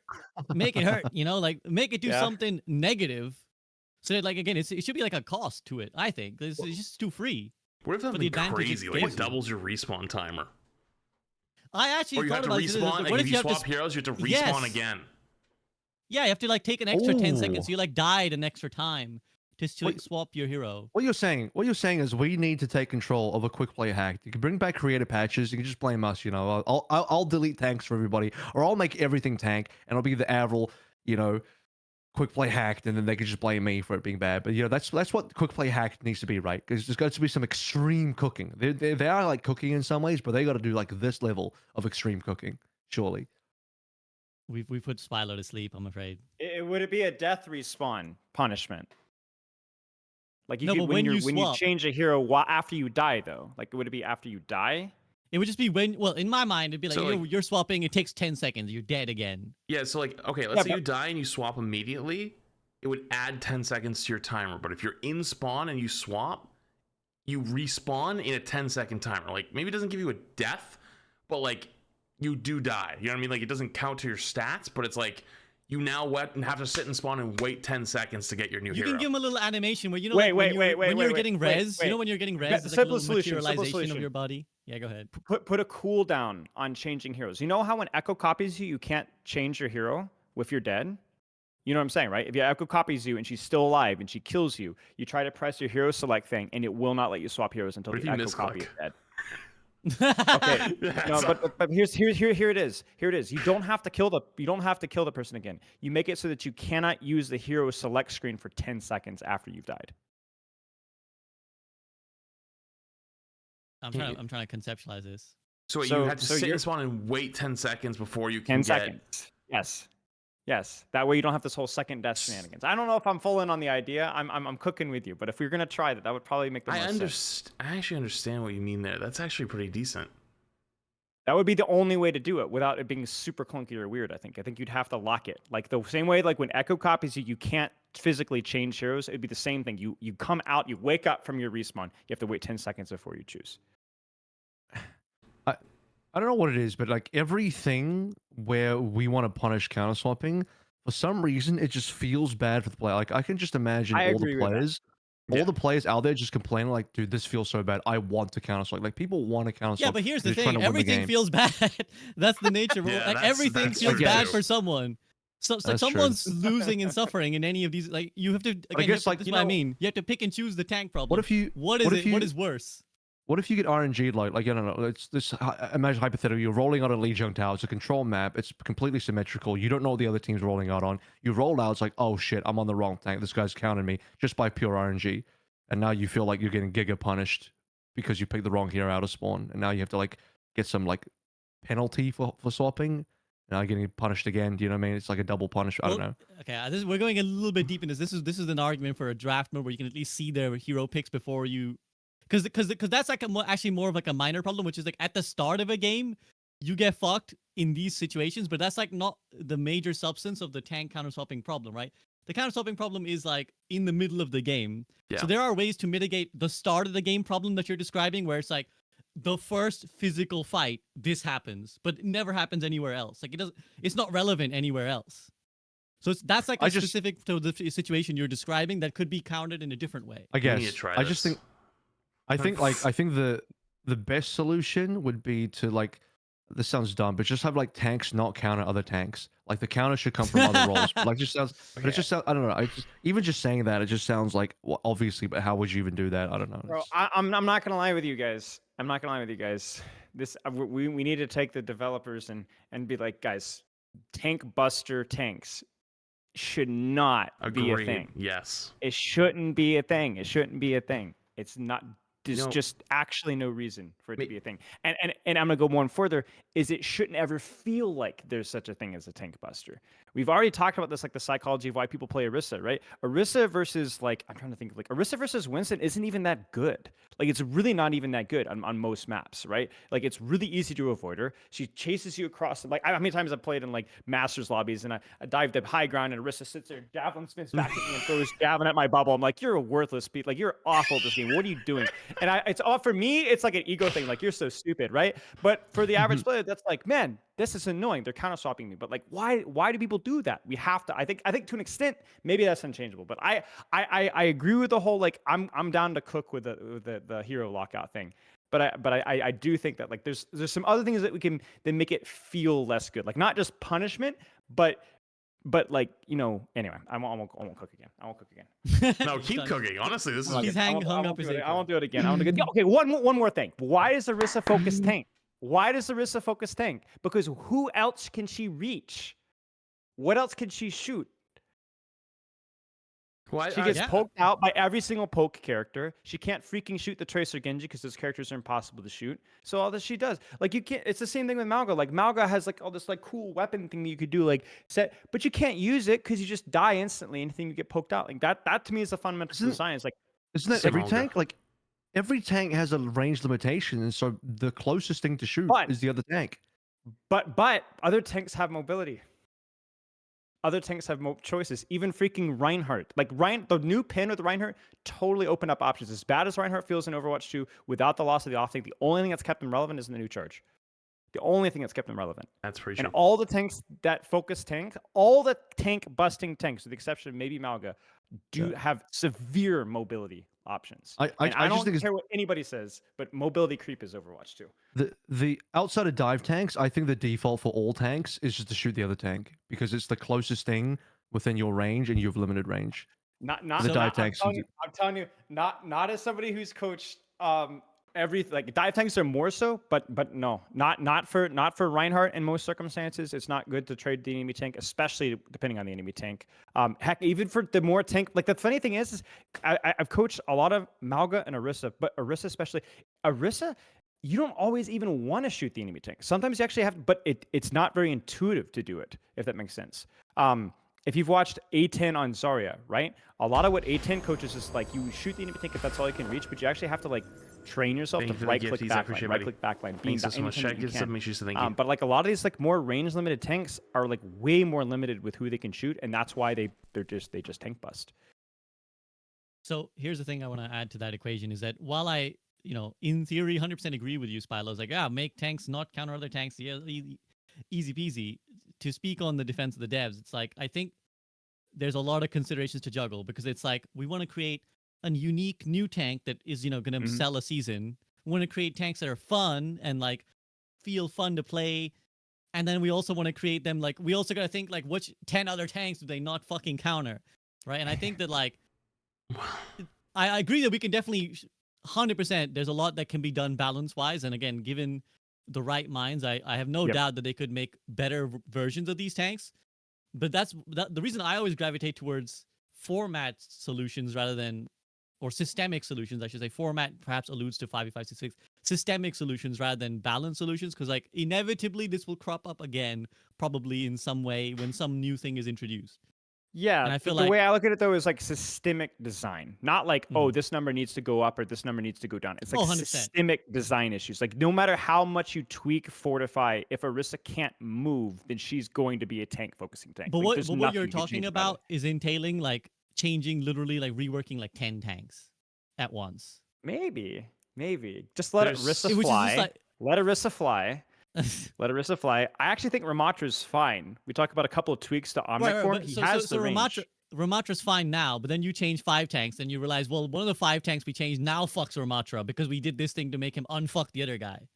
Well, yes and no. The whole point of mobility is that it gives you positional choices and target focus choices that you didn't have before. That's the thing. Right. Now, is there a world that indirectly could lead? Absolutely. But like when you, Less than with three. the thing with mobility creep is that it opens up your choices. I mean, not to change subject here, but like the whole point of Venture, right?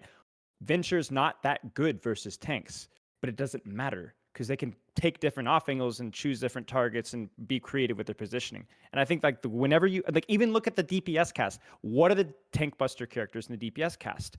All of the range limited characters. Torbjorn, Bastion, Reaper. They can't move. Reaper's Wraith sucks. Reaper's TP sucks. So what does Reaper do? He spends a lot of time focusing tank.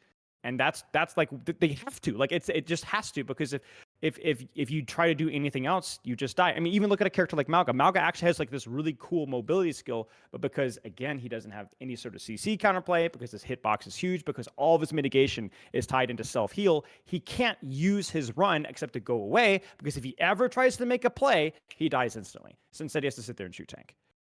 I think like that, like it's not. I don't want to come across like somebody that's like we talk about like damage needs to go up and we did retweak these or homogenize all these characters.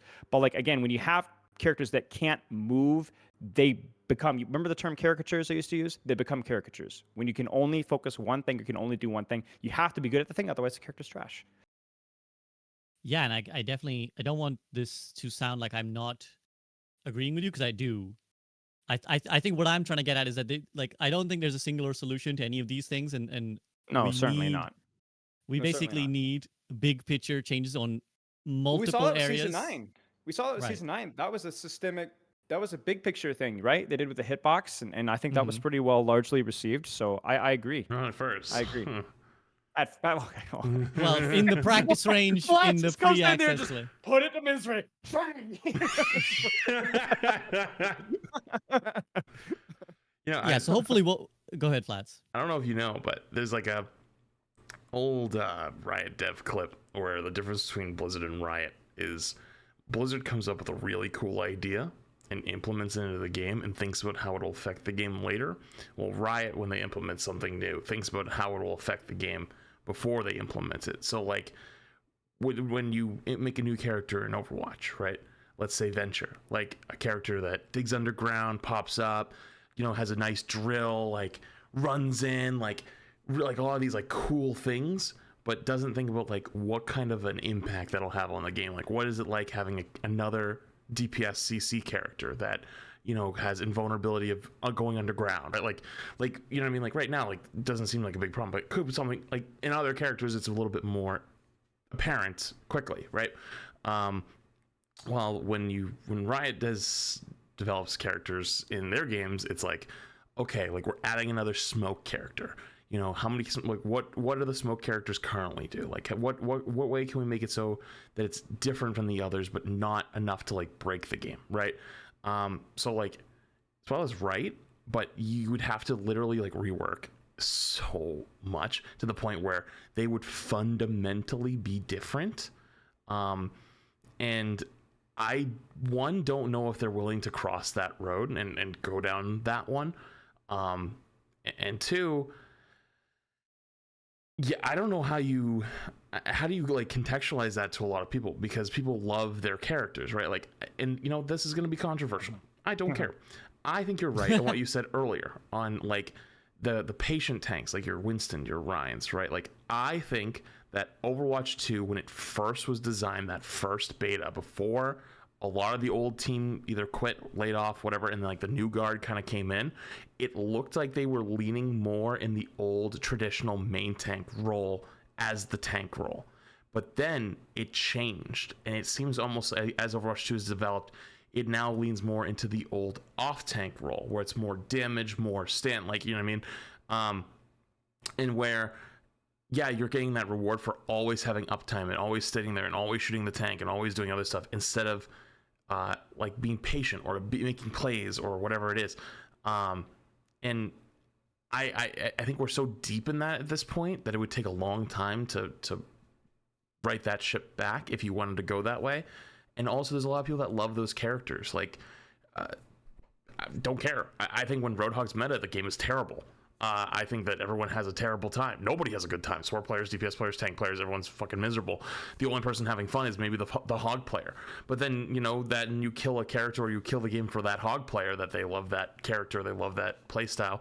And it's like, is that fair to them? You know? I don't know. I think it depends on a couple things, because, like, you know, when Hog in the beginning of Overwatch 2 was shit, it was ruining the game for everyone, and then he was terrible for like 7 seasons, and you know, you kind of feel bad for the Hog players not being able to play their character for 8 months or whatever, but objectively it was a better time. So I don't feel bad. It's like, it's such a weird thing, because you'd have to like actively piss off a lot of people, and you'd have to be very confident that you're making the right decision. So they did it with a FAR rework. I mean, it's not perfect, but you talk about like a character that I find to have a lot more counterplay, that's a lot more interesting, has some of the edges of what made her really frustrating to play against kind of shaved off, in the favor of like giving her more engagement options now. Like, she can actually duel with flankers now because it increased. Like, that's the kind of thing. Like, let's be honest. There's not going to be a lot of characters that are going to be Winston, Tracer, Ana, Zenyatta quality. That's just not going to happen. Like, we're never going to make a character like Bastion, like this archetype of beautiful, dynamic character design. Spylo's in tears over how dynamic and mobile and all the catchphrases that I say, right? But like, you could take the edges off. Like, you talk about like the amount of people that are married to Roadhog and having that kind of thing. But how many people are not playing Roadhog because he just does the same thing? Or how many people are not playing the game because of Roadhog, right? How do you contextualize that, right? Yeah. And I think that's hard to do. And I think there's also like, I think people like look at me and they're like, I want to put this, I want Mercy gone. Like, I want characters like Mercy gone. But then I sit down at the creator summit with Skiesti, and we're talking about like, what would we do to like change Mercy? And it's like, we're bang for bang, like perfect. I'm totally in line. She's like, you're not rewarded for using your mobility. You're not rewarded for moving around a lot. You just kind of sit there and pocket. It's not a very fun play style, and nobody likes res. And I'm like, yeah, it feel like my voice is coming out of her mouth. And she's like the Mercy main, right? I think that like, okay, with the exception of Hog mains, because those guys are degens, but like, same thing with Junkrat players. When I was doing the whole Junkrat rework, I was in voice with like a lot of GM like Junkrat OTPs, and when I was doing like what are some things that we could do with Doom, like a lot of these like tweaks and ideas, like they're in line with what a lot of those player bases actually want. And for those that aren't, frankly, respectfully, but frick you, screw you guys, because you don't. If you're the type of person that enjoys that gameplay loop, we don't really want to cater you in the first place. I know that's harsh to say, but I'm kind of spitting. That's my take. That's my take. But I think for the large majority of the player base, we can actually do like what do Wrecking Ball mains want? What do Orisa mains want? I think you'd find a lot more common ground than you think. And I don't think that the changes would have to be that complex. This is more my wheelhouse, and I've been jawing off, so I will respect. Yeah, no. Again, I think it's just good to get all these ideas out. I think when it comes to reworks, again, I being real, I don't feel too passionately about any one solution of anything to Overwatch. Like, I'm just like, green. I'm trying to be very realist to like a lot of things, and it's like, I understand how the dev cycle works, right? I understand that like we may throw shit out and be like, oh, they should do this, and it's like, well, some guy on the team has to do that, or some group of people on the team have to do that, and it's like, even the meager ask of like, well, it's just 10 reworks. Yeah, that's like Yeah, a no, whole I get it. season's. That's a whole Yeah. season's worth of work, like only on the rework. So it's like, Yeah. So I think I'm it's of the good opinion to. that this is my stance, but I'm not expecting it to fully happen to that degree. And even something like a Pharah rework, which is just a couple of tweaks. Hey, great job. Nice job. Is it perfect? No. Still frustrating to play versus Pharmacy? Yeah, sometimes. But you know what? It's a step in the right direction. And anytime they do things like that, I'm always positive. I'm not the negative Nancy type of guy. It is what it is. I'll live with Roadhog in my games if that's just how it's going to be. But if you're going to hold me, and say, what do you think? That's what I think. And like you said, I really don't think that's the end all be all necessarily either. It does seem like from all the changes we're discussing, from all the things that we'd like to see changed, it's all like becoming more and more big picture. So what I'm getting is that we're at the point where I think small changes and minor tweaks just don't do it anymore. Like I think maybe we all agree that like small tweaks are probably not going to fix the issues. So maybe we all just want some like giant huge change, but it just seems hard to pin down exactly which direction it should go in. And then from the dev side, they're like, well, where do we want to put our resources? A lot of time, a lot of effort, a lot of dev work required, a lot of experimentation. So yeah, I mean, it seems like a very difficult thing all around. Which is The why reason why I like the hero design thing. No, go ahead. I was just saying because I think we want to move on now from we've talked about this for a lengthy amount of time. So I was just going to say this is why I pin the blame on creators and give them creator patches and let them go wild with ideas. The AVRL break the glass patch and then Spylo's rework patch and give Sam and Guru and Hawk like a 6v6 patch or whatever they want to do. So, all right. Any other big just big things you really want to express before we move on to talk about other things that are going on in this season? No. Okay. Cool. Well, Avril wasn't wrong when he said the last time he was on the podcast, we started on the patch notes and then we never finished. We just kept going. So in theory, we were discussing the patch notes, and this all started with the Wrecking Ball change, and that was the last tank change. So we can now move on, I guess, to talking about to talking through some of the rest, and we'll pause. I'll talk to Venture last because I want to talk about Venture.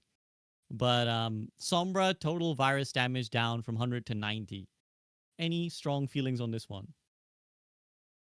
Shrugs, closed captions. They shrug and they raise their hand. So no strong feelings. Tracer. Developer comments there is now more downtime before Tracer can safely re-engage after driving her away, and Pulse Bomb will require more precision. So the recall cooldown has been increased from 12 to 13 seconds, and the base projectile size of the Pulse Bomb is now 0.25 meters. Any strong feelings? Pulse Bomb change is good. Recall, not sure. Yeah, Pulse seemed a little too consistent, so probably good change there. Mm-hmm. I like Tracer. I like Tracer being emitted though, so I didn't want to see like a giant nerf. So this is probably a fair nerf, Agreed.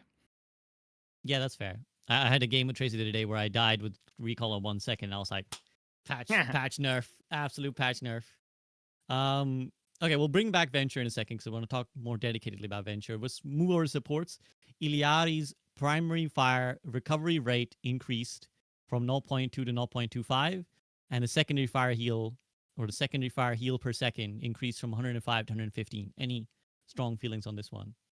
I think actually, Laurie seems a little bit better actually. I know it's not like a huge change, but at least I've noticed just Bapalari feels pretty good on some maps.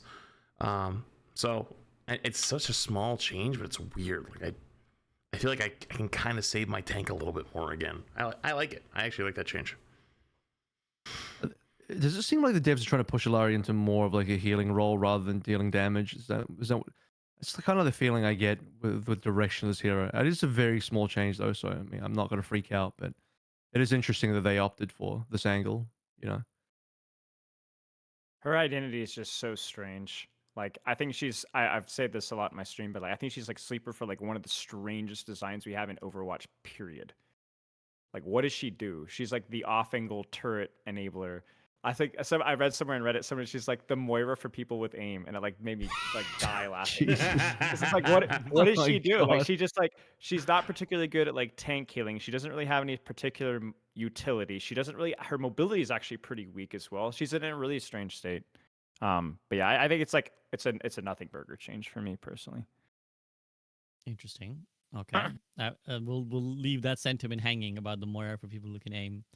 Lucio, sonic amplifier damage per projectile decreased from 20 to 18, and the shockwave or the sound wave, sorry, the right click damage increased from 35 to 45. How do you feel about this one? Stop buffing Boop. Stop buffing Boop, dude. I'm sick of it. I love Lucio, but I'm so fucking sick of it, dude. Like, I'll never forget that goddamn Emon clip of him going off the map on King's Row on Joker Queen ult, first starting from the right side of the Juice, point and and that going 90 OWCS match degrees. literally lost us the game. Yeah, I'll never forget that, dude. Like, I know that like Lucio's Boop was not good for a long time, and yeah, I know it's better. Like, just stop fucking buffing that thing. Like, you know, like, I love Lucio. I love him being meta, but Jesus, stop. I feel like the tank pass was cosmetic. As long as Lucio stays meta, I'm okay. This change to me feels like they wanted to target like the ult charge rate a little bit, because that's really what the damage change mostly affects. I mean, oh sure, like I think time to kill does change as well, but you're just going to charge beat slower off the left click damage going down, right? So I think that's the main area that's really been nerfed over anything else. Could they not just reduce the ult charge required? No, it's Possibly. global conspiracy. But then it heals. Then I guess the healing. This does both at the same time. Yeah. Then I guess the healing will generate it faster as well. Yeah, like I don't know, like heal botting. I don't know if Lucio was doing too much damage. I don't know, like what. When I thought about like, okay, Lucio's quite good in season 9. I never really thought, oh, it's because of the damage. So I don't know. Seems like a strange change to me, but maybe it was Soundbad definitely was charging damage too quick. It was damage for Reckon? sure, especially because of the season 9 projectile changes. He like went off the wall. Yeah, I suppose. Yeah. I suppose Yeah. I mean, Cheerios I are love bigger. Lucio meta, especially the fact that people actually unironically are playing Lucio in ranked to me is like, yeah, I love that. Yeah, probably the triple dinks or what they were targeting, where you just suddenly get deleted by a Lucio. Okay, Life Weaver. I'm sure there'll be some takes on this one. The rejuvenating dash heal increased from 50 to 60, and the Tree of Life pulse increased from 75 to 90. How do we feel about this one? They baited me. The stupid patch notes, man. Go ahead, Avril.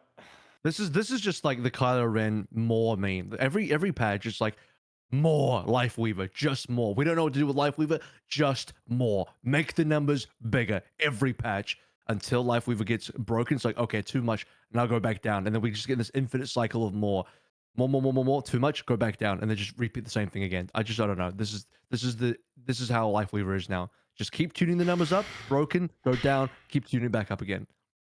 They said the director's take too before this. They were like, we're looking to find what ways that we can buff Lifeweaver in healthy ways or whatever. They like use that specific term. And I'm like, oh, nice. And then like this is like, oh, no. Oh man. Fucking Did you numbers. wanna Reduce the elaborate, weapon Spilo? swap, man. Please reduce the weapon swap time. Before like even we go to more. flats, Spilo, just elaborate on that. What is it that upsets you about this? Well, okay, because all Lifeweaver does is heal. All he does is heal and survive, heal and survive, heal and survive, right?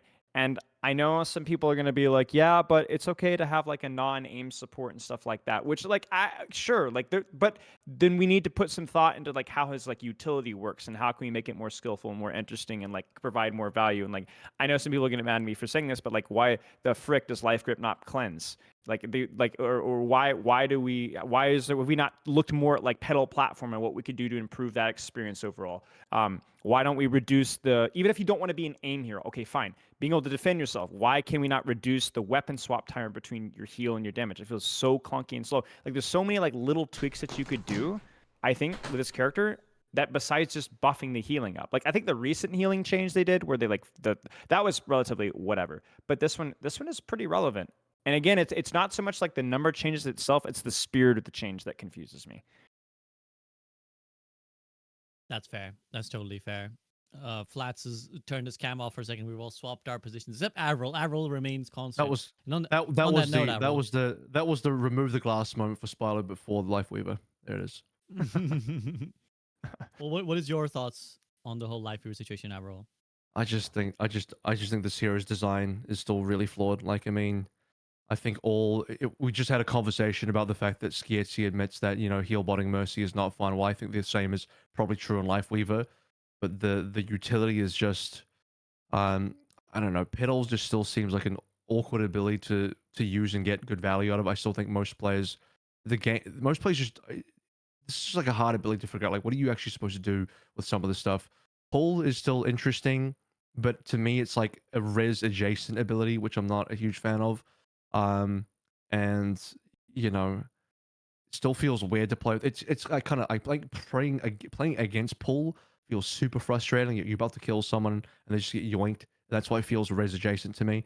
And then there's plenty of games I've been yoinked at a bad time as well. It just kind of doesn't feel great. I know this hero is like I agree with Spello, mostly just a heal bot, and I just think any heal bot support is not like should not be fun in the game. I think most people probably don't find that fun, but it's just not interesting design in the game at all. So It's just not yeah. necessary either. Like with one tank, you just don't need that much healing a lot of the time. And so I remember I hate playing with a Life Weaver because I know if we go Life Weaver, that like I'm gonna have to do something stupid as a tank to justify this Life Weaver's existence. Otherwise, he's gonna have nothing to do. And I think the weird thing is that like, he's like this low skill support character with like high skill opportunity with Petal, but the level of like coordination required to pull that off, especially with Life Rip, is so high that it's weird having like a easy to play support hero with high skill potential utility. It's like like you would never play Life Weaver in pro play where they would actually use Life Grip and Pedal. But then if you're playing Life Weaver in like low to mid rank play, those players are not smart enough to get consistent value out of Pedal platform and Life Grip. So it's like these incongruous options that just really like screw like what is the character supposed to do. So you just end up basically using Pedal platform for yourself and just heal and heal and heal and heal. Yep. So I'll try and engage in a little bit of Life Hero apologia because I think that there's like he's close to being a really interesting character because I think as Spy alluded to, there should be room for a character who's doesn't require mechanics essentially, right? Like or when we say mechanics, aim mechanics, right? Shouldn't require like Agreed. you need to shoot to get value out of this hero because that was the whole appeal of Overwatch. That's what drew so many people to watch. Like I could play Winston, I could play Ryan, I could play Mercy. And I think AVRL and I both, we both enjoy the MOBA aspects where we're like, there can be support that's utility. You spoke about this at length the last time you were here, AVRL. This was to your break the glass suggestion that if anyone again is listening to this podcast but hasn't heard the other one, is like, well, we need allowing the tanks to be shaved down allows for more supports to be their utility isn't necessarily just healing. An idea I just had in my head as you guys were talking was like, if you had reversed the execution of his two abilities, mightn't they have been a lot more skillful? So like, if you just platform someone on a click, but to grip them, you actually had to like throw the thing, it would like automatically, in my mind, reverse like the reward ratio because it's like much more sensible to just be like, I want to lift this guy up because like it's so hard to do that in combat, right? Like you're having like pre-set up the lifts. So in theory, if you were like, I want to lift this Cassidy up right now, he's high nooning, or I want to lift this guy, he got slapped, lift, rather than like I like grip, which is just like the push the button and you pull. And the same and the opposite for the grip, where it's so frustrating to be like, you over there, push the button, that guy's immortal, he's over here now. Whereas if you had to like throw it, and then like it like had a little cast, and it's like now it's gonna pull you. Just off the rip, I don't even know if it'd be a good idea or not. It's just something that came into my mind because again, to bring the example that I referenced last time in the AVRL discussion, the equivalent I can think of a MOBA is like the Vengeful Spirit swap, which is like you're the support ability where you swap your position with a person. And that's much more dynamic and that's more interesting because it requires a cost on the side of the user. It's not just push the button and they're safe. But that might Just be a do bit that. hard Give to put him in swap. Overwatch. It might be hard to do in Overwatch because can you imagine swapping your tank with Life Weaver and he's like, dash out, oh fuck it, I'm out. No, but he chooses when the swap happens though, so it's not random for the Life Weaver. So actually, I think that would be better ability. Just replace the grip with the swap. Actually, I think that's insane. I mean, I kind of prefer like the that. pedal idea. I'm not gonna lie. Like just being able to not have to worry about like the timing and the placement. They have to step on it. Like, of course, there's people could use it for griefing, but like for the most part, I mean, people are already Yeah, but using this character for griefing anyway, right? yeah, but then people will say like, oh, but I like to use pedal for a setup. I like to place it here so I can like save it for later, and then use it later. Like Screw you just off. lose that as well. Screw off. Well, Screw off. what did This is way more Spylo's rant interesting. earlier about? Fuck those guys. That's my stance. Fuck them guys. Yeah, but see, that's the thing is like there's like so many more uses for what SVB is saying. Like You should just do my idea. You can just pedal on the wall, and it just pushes you like we're playing orcs versus something, whatever. That tower defense game. You know what I'm saying? That tower defense game where like you have this like wall thing that pushes the orcs into the pit. Well, it just have turns into that.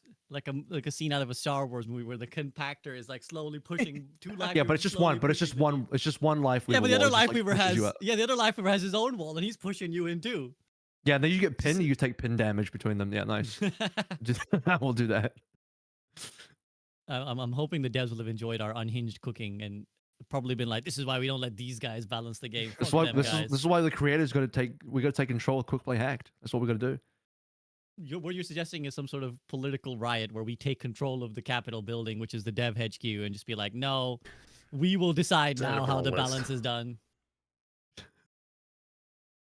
Okay. Maybe. Flats, Maybe. any thoughts on Life Fever before we move on? Fucking hate that hero. Just keep buffing him over and over. And oh, hang on, I'm lagging a little bit. Yeah, they just keep.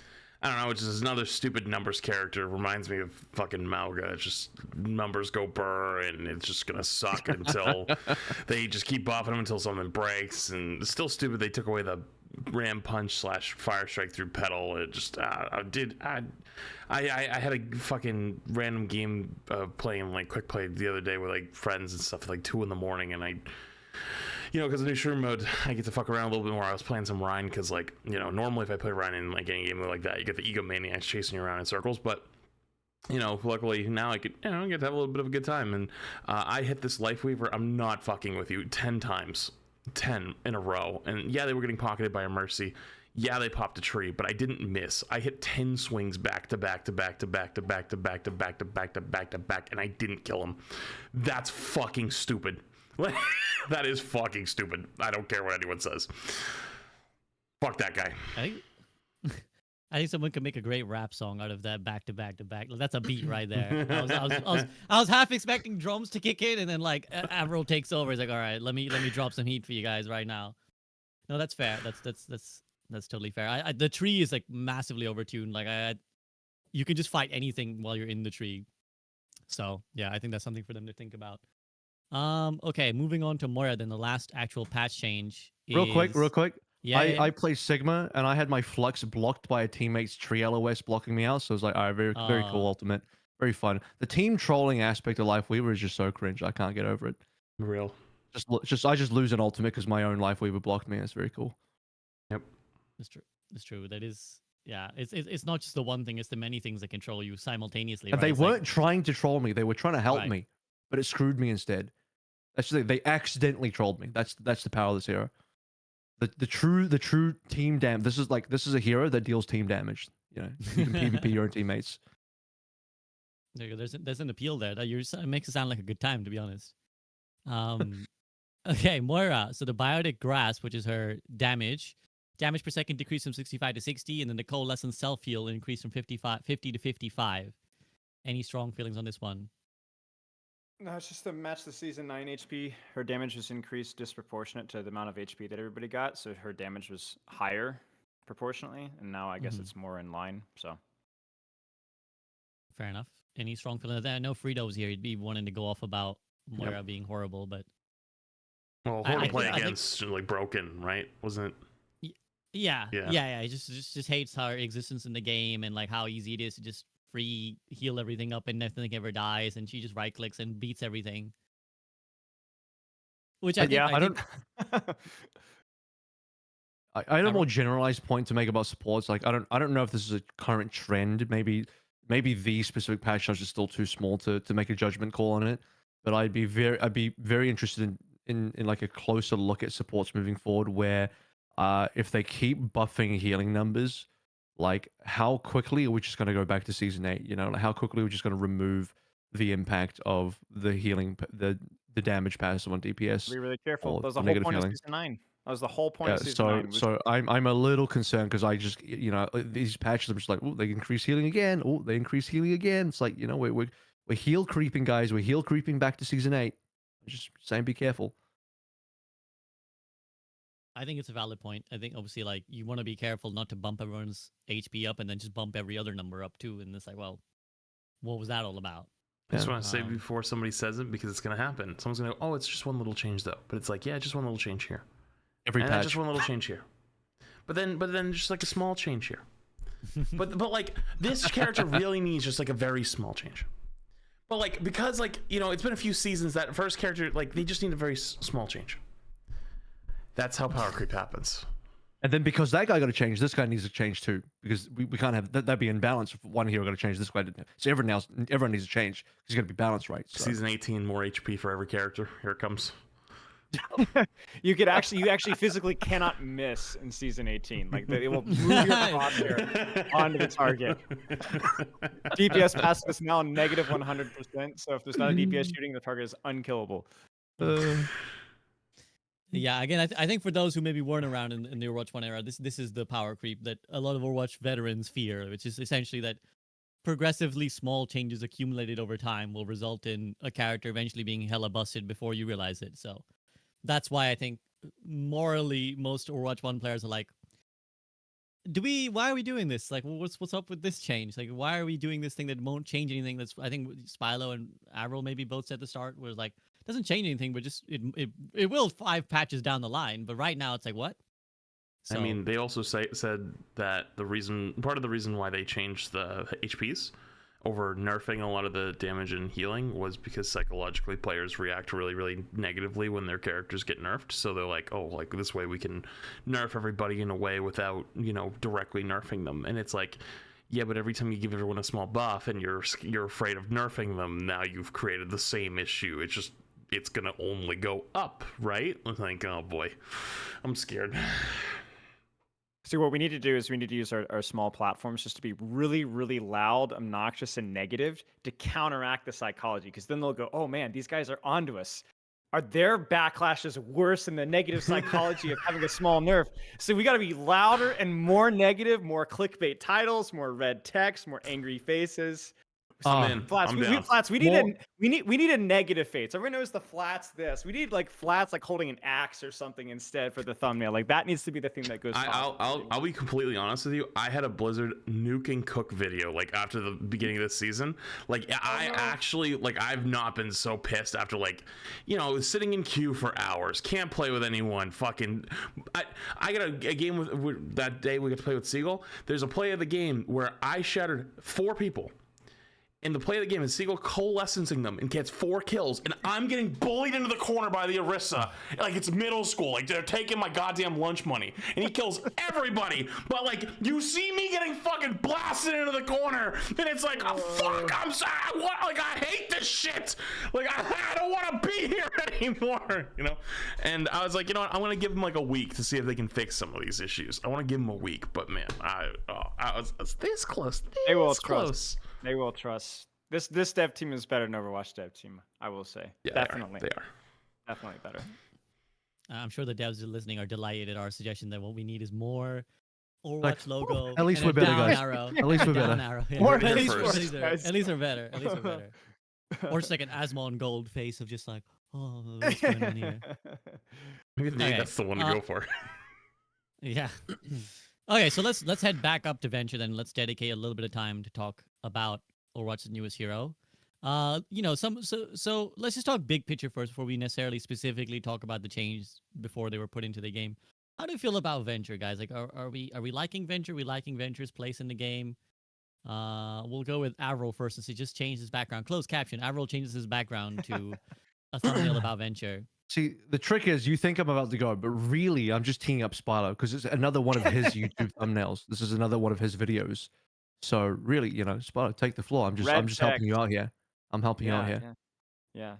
I think we don't really know Venture yet. I was in your chat the other day, SVB, trying to get your 2 cents on it. I think it's really funny. I have like the 2 opposite extremes. I made some tweet about like I think Venture is really fun, maybe a little bit niche, maybe they're got some obvious weaknesses, maybe a little bit on the weaker power side. And I got freaking Hottie from Overwatch League, like freaking flamey. No, you're trolling. This character is absolutely busted. And then I'm checking out who was it? Who was it? It was you, SVB, and then Metro, and then people are like stuck in Diamond with this character, and then obviously all the unranked GMs. Even people like the Fran were losing more games in Venture than they would on like any other DPS character. So my thought process is that I don't think we really know yet in terms of like the overall power spike, like how strong is a character. I think there's a lot of skill play, not just the mechanical side of things. I think the more I've played the character, like you actually have to like completely adjust play style. I think you gotta change how deep you angle. I think there's some maps and some comps that feel really bad to play into. I think we got to look at that. I think we just don't really know. I think with a character with this high of a skill floor, I think you just have to let it cook and see what happens. I prefer that they focused a lot of their attention on some more like the quality of life, like bug fix kind of things first, and just let it go. In terms of the character itself, I'm having a lot of fun. Having a lot of fun. Some bad moments. Pharmacy and Power ISO first point. I literally did not know what to do. There was no target that I could even reach. I like go all the way in the back line. Everything's too far away. I can't even get there.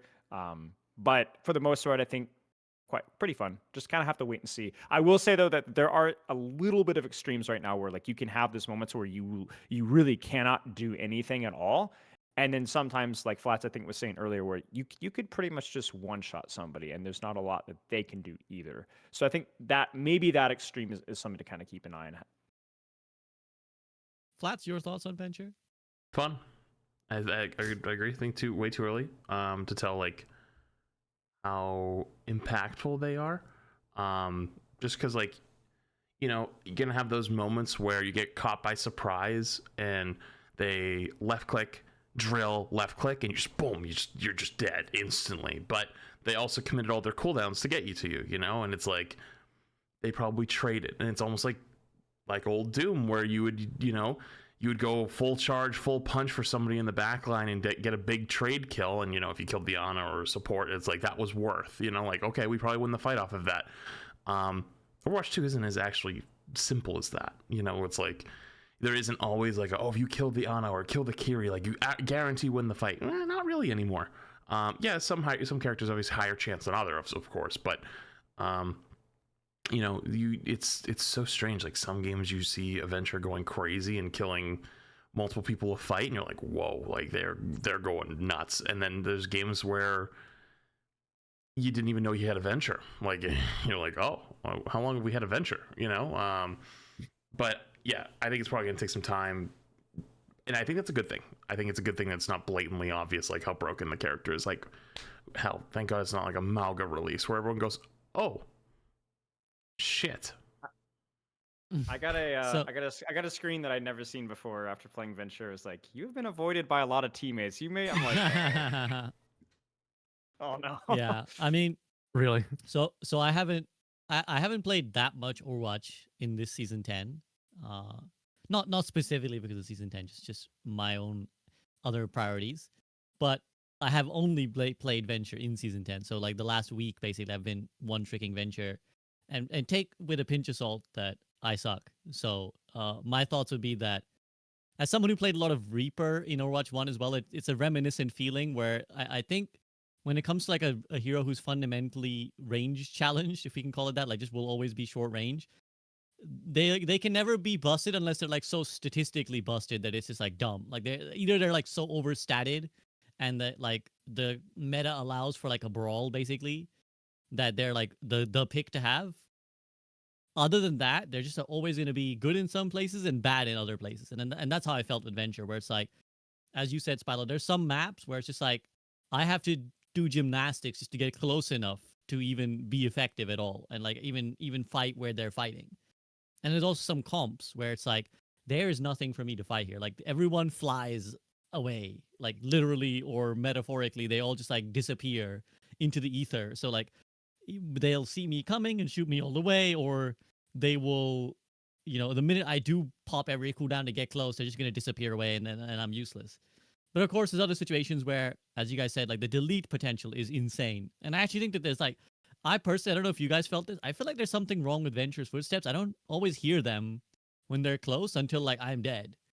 And I felt like you just don't hear Venture's footsteps very, very well. Like you can hear them dig and stuff, but if they just like walk up, I again, take them with the pinch of salt that I suck, but I just feel like I'll like suddenly die to Venture. I'm like, chat, did anyone hear the Venture's footsteps? Did any of you hear the footsteps? Because I didn't. So I don't know if that's a part of it.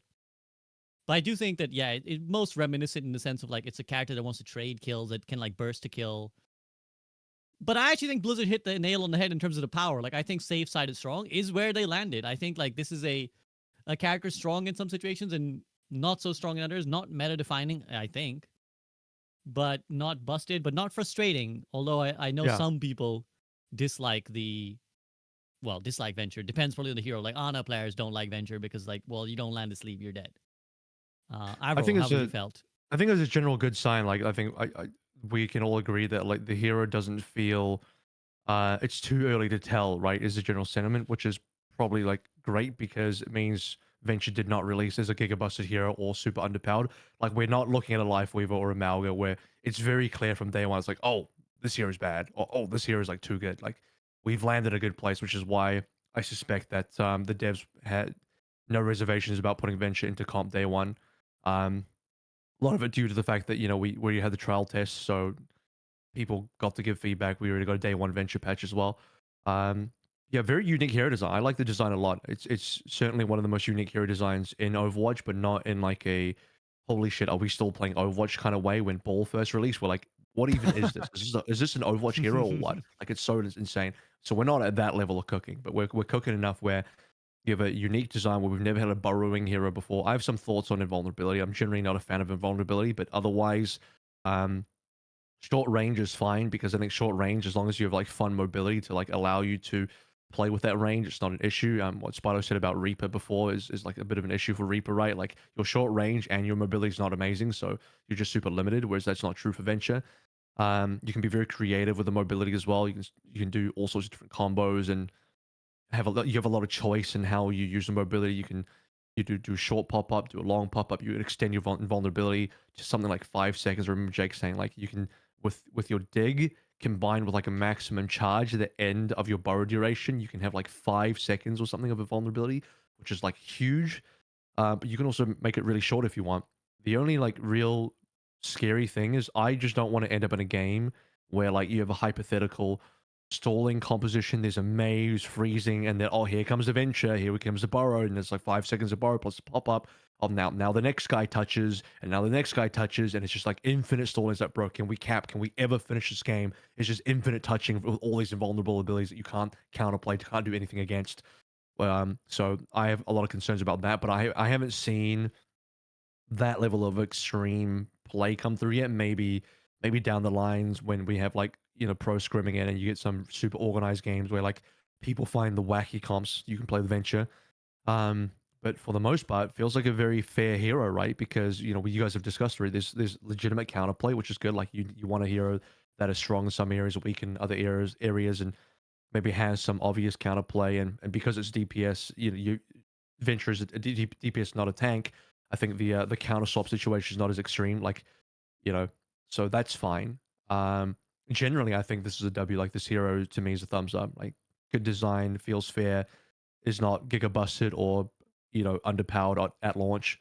So yeah, happy to see where we go in the future of the hero and how players can be creative and where they can take the skill ceiling of the hero. Yeah.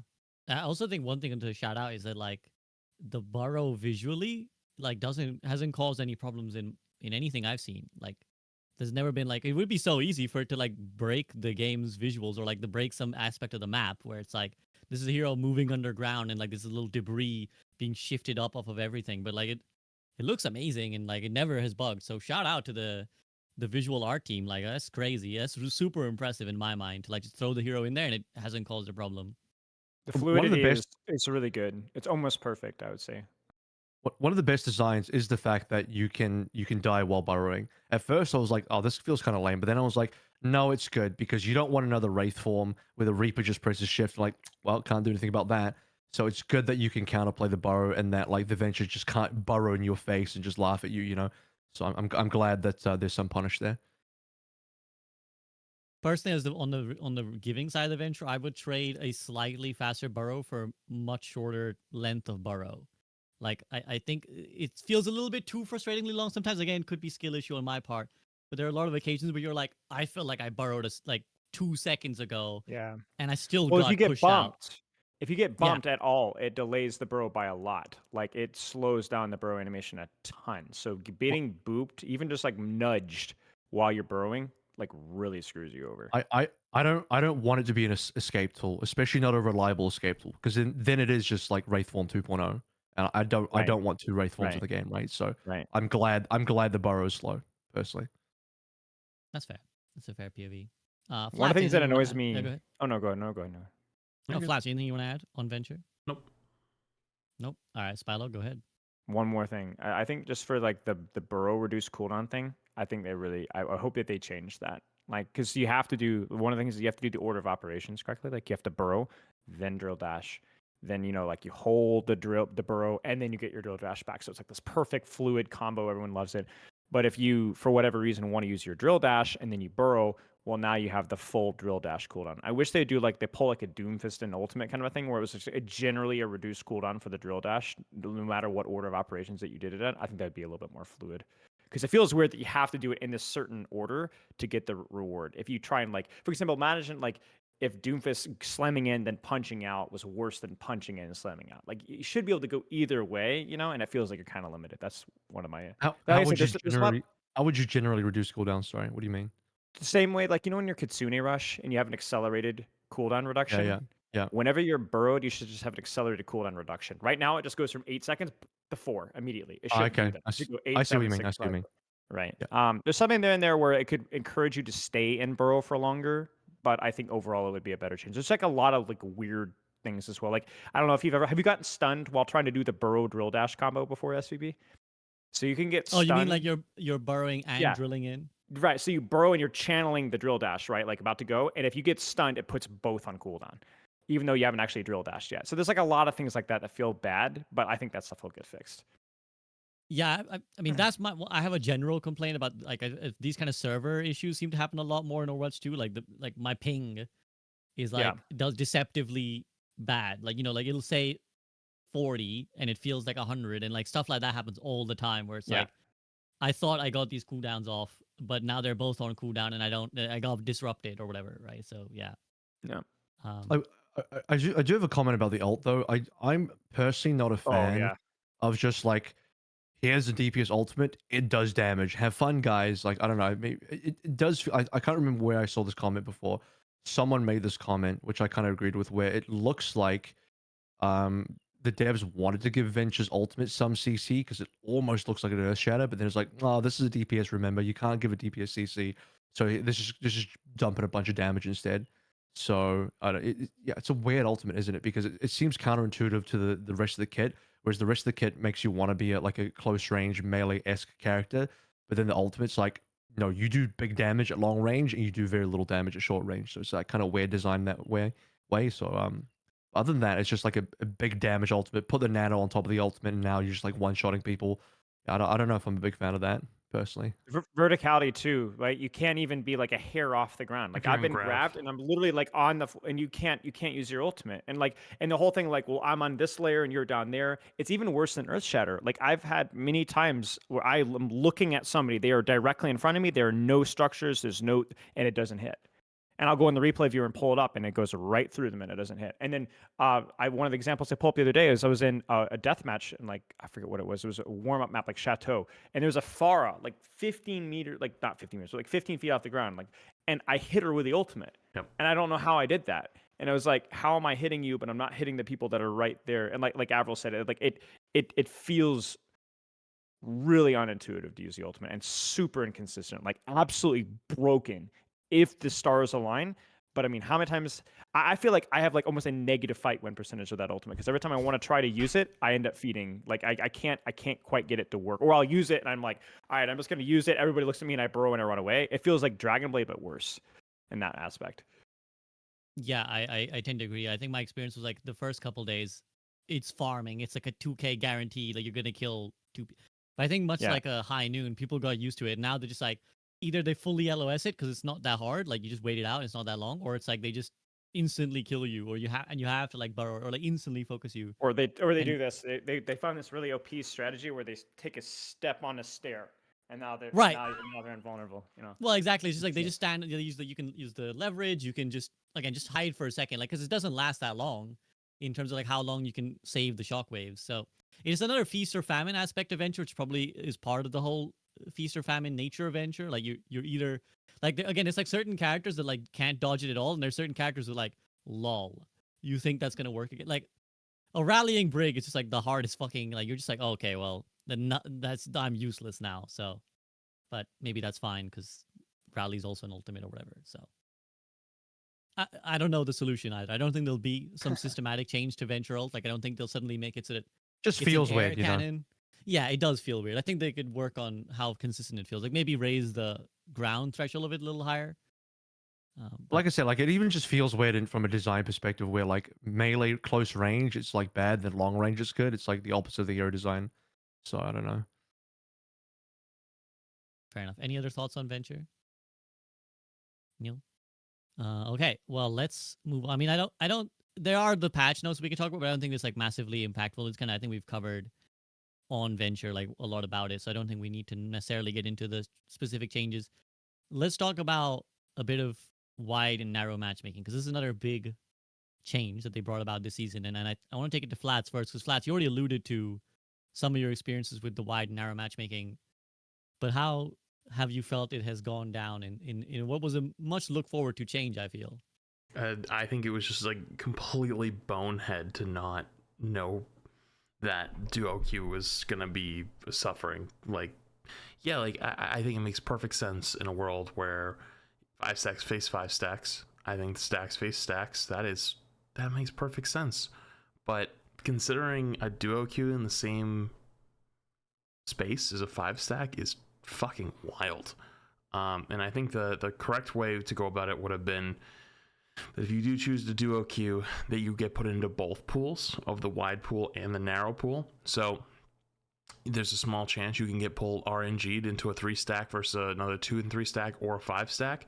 But the majority of your games will probably be the normal narrow experience where you're playing against solo queue, duo queue players, just like it's always been. Because right now, in the way it is working this week, if you play anything above solo queue, you legitimately can't find a match. It's not possible.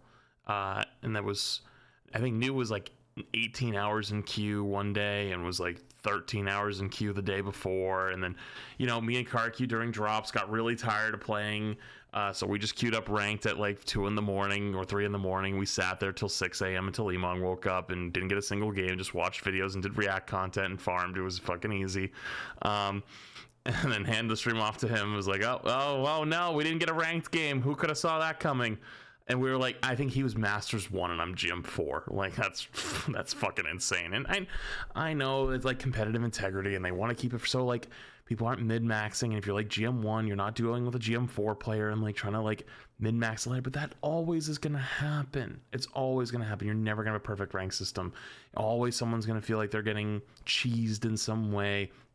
Hell, there's people that come in, at least I see every day, and they're like, you know, Flats, I had a lever in my game and I lost 35 points because it was a reversal. You know, like, how the fuck is that fair? And it's like, yeah, that's determined before the game even starts. Like, you know, if somebody fucking leaves your game, you know, and it's like, yeah, but you could duo queue with somebody and then, you know, if the game doesn't look good, you have them leave and now all of a sudden you're not losing as many points. You can cheese that, or you can hard pressure somebody out of the lobby because they're not playing well to try to see if you can preserve more points.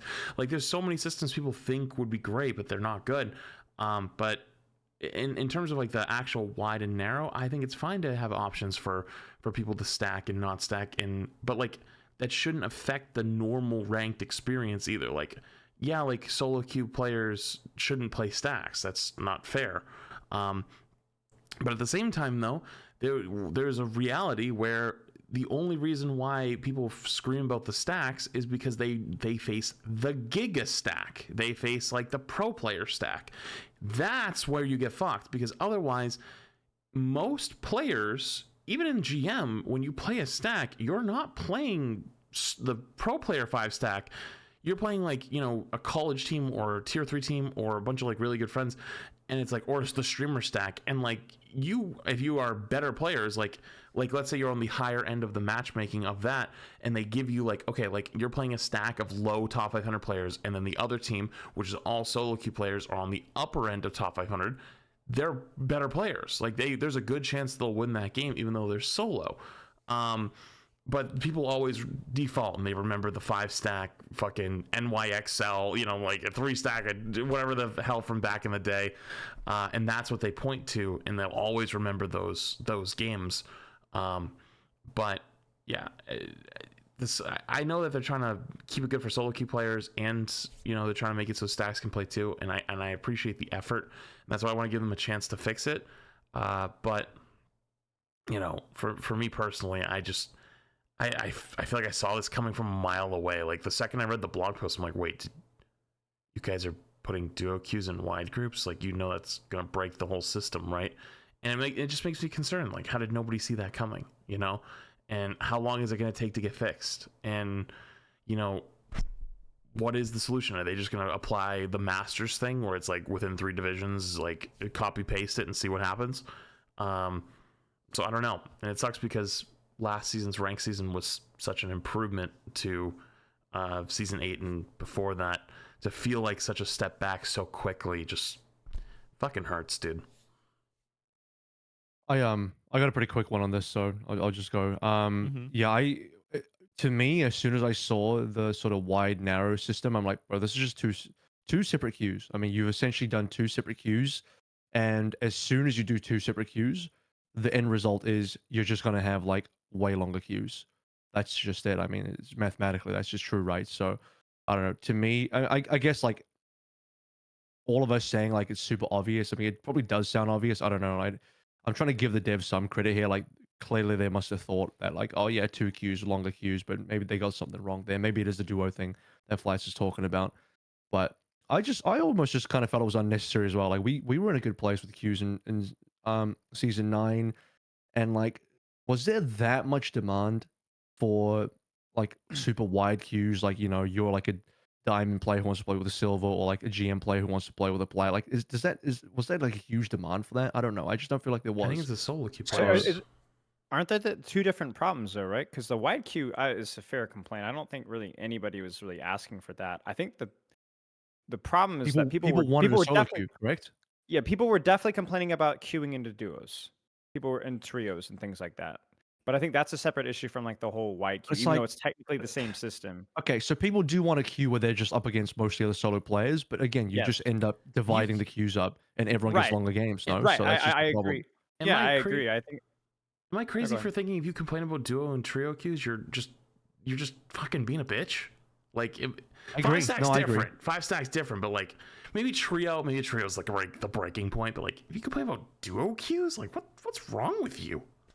Do they have the So question I would have for like Gavin would be like, do they have a system where they can estimate how much of an advantage being in a duo or trio is in terms of the matchmaker? I think 'Cause you could- they definitely know this, because I remember even in Overwatch 1 there was like a blog or something they released that was like, essentially this is like the win rates on average for like the queues. Yeah. And it said that like duo queue was optimal basically for like how people were winning. Yeah. Like duo queuing was So optimal. you like if you're in a duo queue and you're like, let's say GM5 on the nose, you're almost the matchmaker pretends that because you're in a duo, you're actually almost GM4 and matchmakes around that. Like there has to be a way to like calculate that.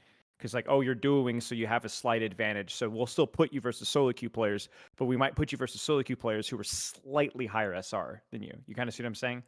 Like Yeah, there has yeah. to be a system like that. But I So- agree. It's like one of those things that people complain about, but ultimately the solution has been I look at it as almost like a bug. Like clearly this was not foreseen. Like clearly the result that we have now is not, nobody wants that, and this is not going to stay, right? So yeah, I think to try and defend the devs here a little bit, there's a couple things that they were targeting. I think one is that what we maybe are forgetting is that there was this issue 3 months of paid for a few flats seasons, inside. and it has been happening toward like post the start of Overwatch 2, where you would get this like, I am diamond and my tank is gold. What the fuck is going on? And it was like, oh well, it's because they're in a wide group, right? That was the reason behind it. It's like, oh well, someone in your team is in a wide group, and that's why you're getting put with these guys. And so it created these two opposite ends where it's like, well, I do want to be able to play with my wide friend. I want to be able to play with my gold friend. And I think that is like a legitimate grievance to have, is like, ultimately anything that removes your barriers to playing with your friends is good if it can be accommodated, right? If in an ideal world, if it Right. can be allowed, it should be allowed. And that's essentially what they're trying to do, is they're trying to remove this whole, I'm just a random solo queue guy. Why am I getting put in a game with this wide group who are like diamond and gold and making my game fucking awful, while also allowing those players to be able to play in a way that facilitates them. And of course, on this podcast, we have advocated for a long time on like, let us stack in GM, right? Like this was Sam and Flats, like, it was like their bingo card. Like, let us stack in GM. So they were trying to facilitate those things. And I think those are good ends to facilitate, right? Like it's like everyone should be able to stack. It disincentivizes you from smurfing, for example, because this is the number one thing people would say is like, hey, I'm master and I can never play with my gold friends, whatever. I have to smurf. I have to go to an alt account and smurf. Okay, well now you can play on your main account and play with them.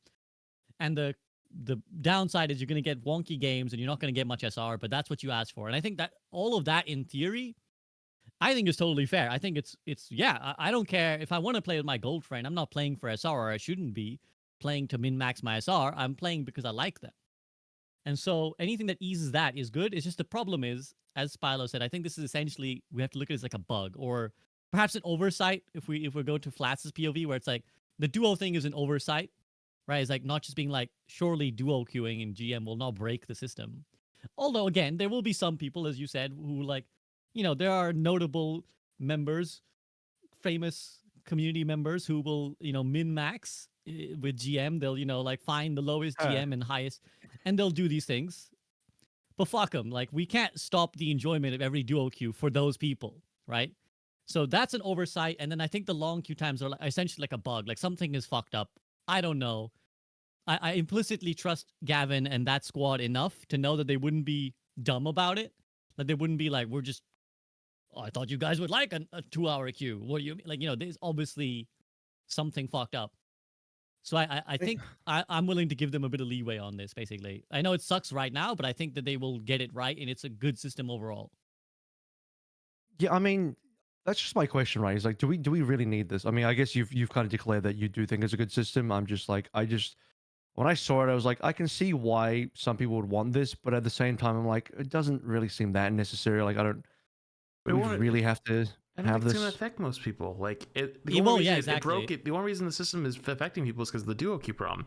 Fix the duo queue problem, it's the old system plus a new system just tacked on. Like it shouldn't even, you know what I mean? Like it won't even become a problem. It just, the reason why everyone's still like, oh, I don't know, is because it broke the old system. Like if the old system doesn't get broken and then this is added on, I think it's good. No? All right. Yeah, if they can fix it, and it doesn't like, you know, if it basically just looks like the old system but better, then I'm all for it. Sure. My take is I'm always cool with them trying new stuff as long as they address it when it goes wrong quickly. I think like you have to take risks which they here. have. You know, Go ahead, finish it up. they have. I mean, it seems like they've been like even outside of like this kind of stuff. Like they've been taking risks. They've been trying new things. They've been doing some wonky stuff. Some's been good. Some's been bad. As long as it's addressed quickly and getting people to actually play the game, then we're good. You know, I think definitely there's a fair point. Like, oh, how could we have not seen this coming?